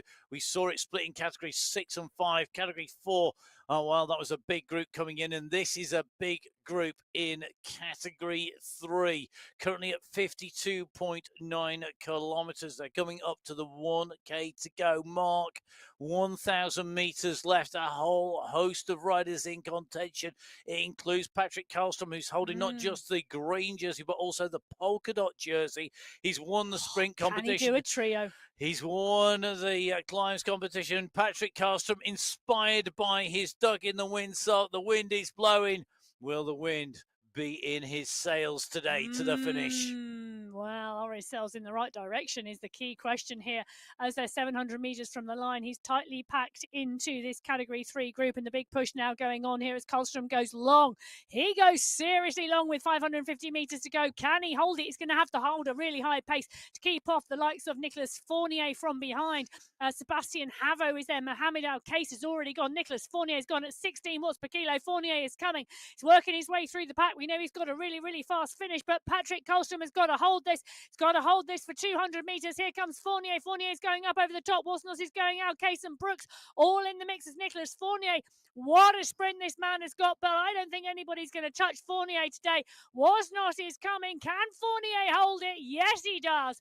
Fournier from Wasnos, from Al-Case, I think. That was fast. Oh, Brooke was in there. I think Fournier might have just got pipped on the line. I think he has. There's no way I could have seen that. That was 0.04 of a second. Yep. One. You could have seen that. What's wrong with you?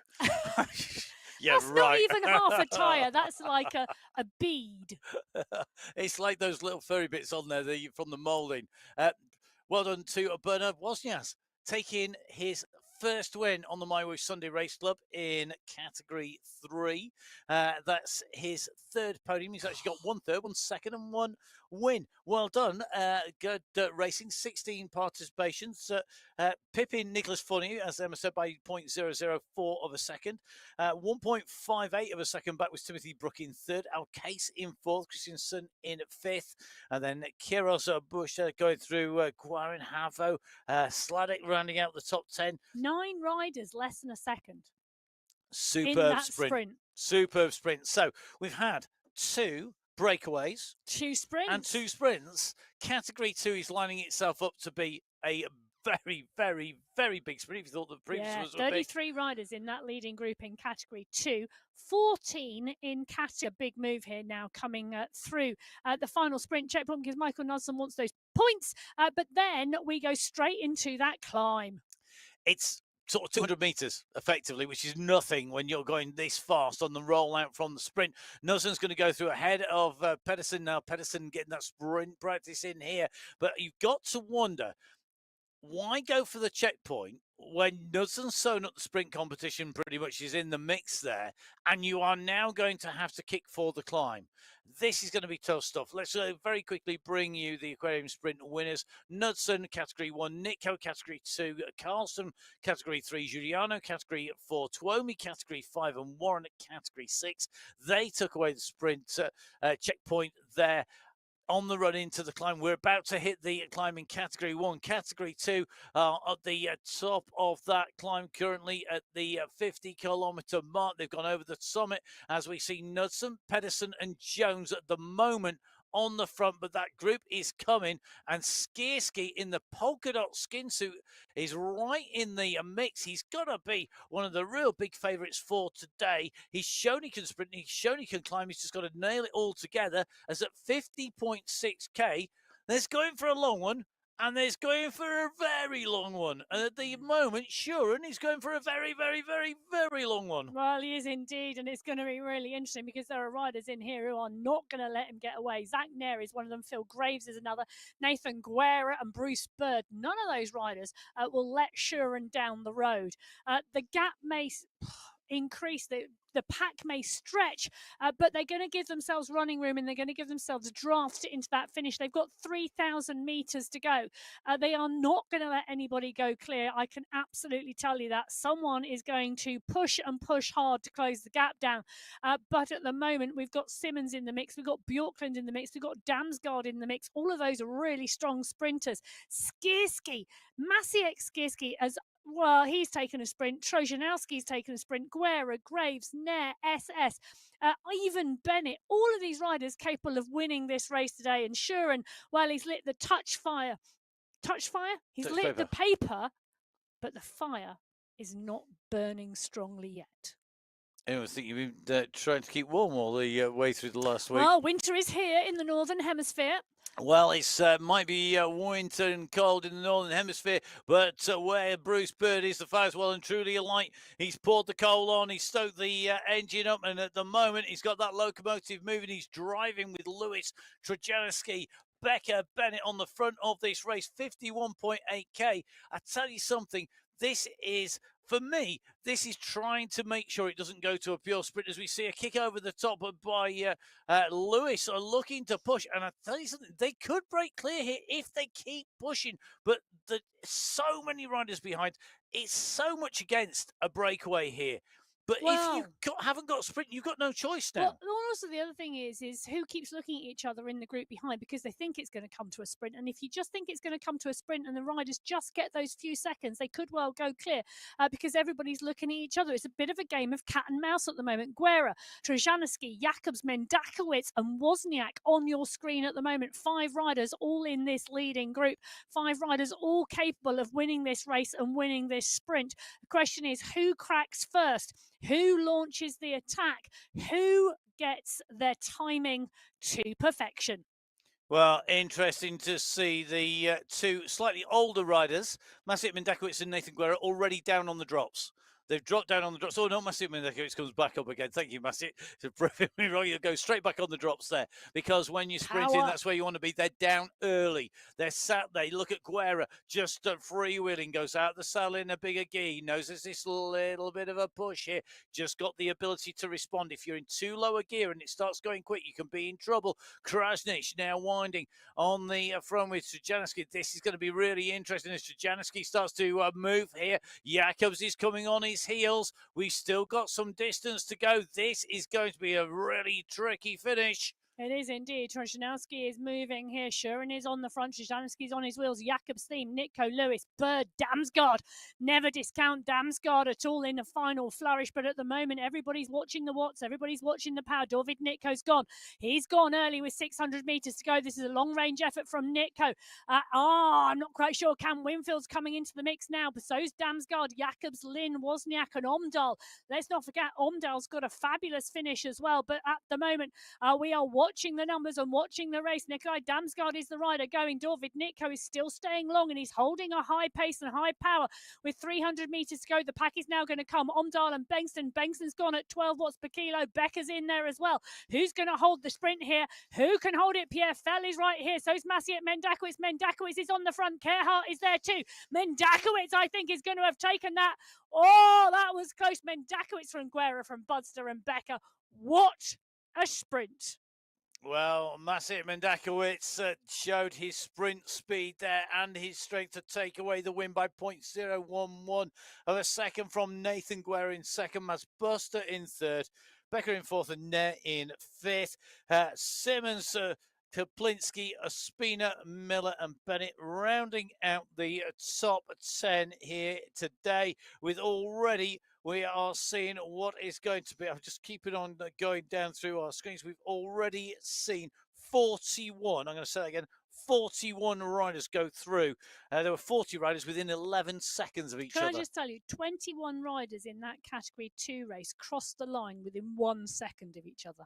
Incredible race finish in Category 2. We've got an incredible attack on the move at the moment. Saeed Safradeli, we saw him on the move earlier on. He's on the move again here. He's looking to go clear of everybody else at the moment. Now, the rider with him is not Category 1 rider, it's Category 2 rider that they've caught. Knudsen is leading this group in the sprint jersey behind, and you can see Saeed Safradeli at the moment. Look at the effort. Massive, massive effort. He's gone hard here. That group have not broken behind him, and the slipstream advantage that he took going into them is now going to be utilised by Niall Pedersen, who's chasing. Skierski and Paradians are holding position in the bunches. Pedersen comes across. This surely is going to be a counter-attack straight over the top. Well, The rider I wouldn't want to be taking into the line is Ollie Jones here, because Ollie Jones has got probably he's not probably, he has got the biggest sprint of the bunch. Now, Pedersen, what a push here coming from Pedersen. He's 1,500 metres out at the moment. Safra Zaidi's responding at 9 watts per kilo. Knudsen's trying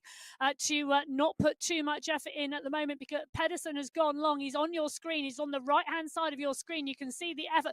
He's got to hold at 8 watts per kilo pretty much to the line if he wants any chance of holding off the fast finishing Ollie Jones from behind.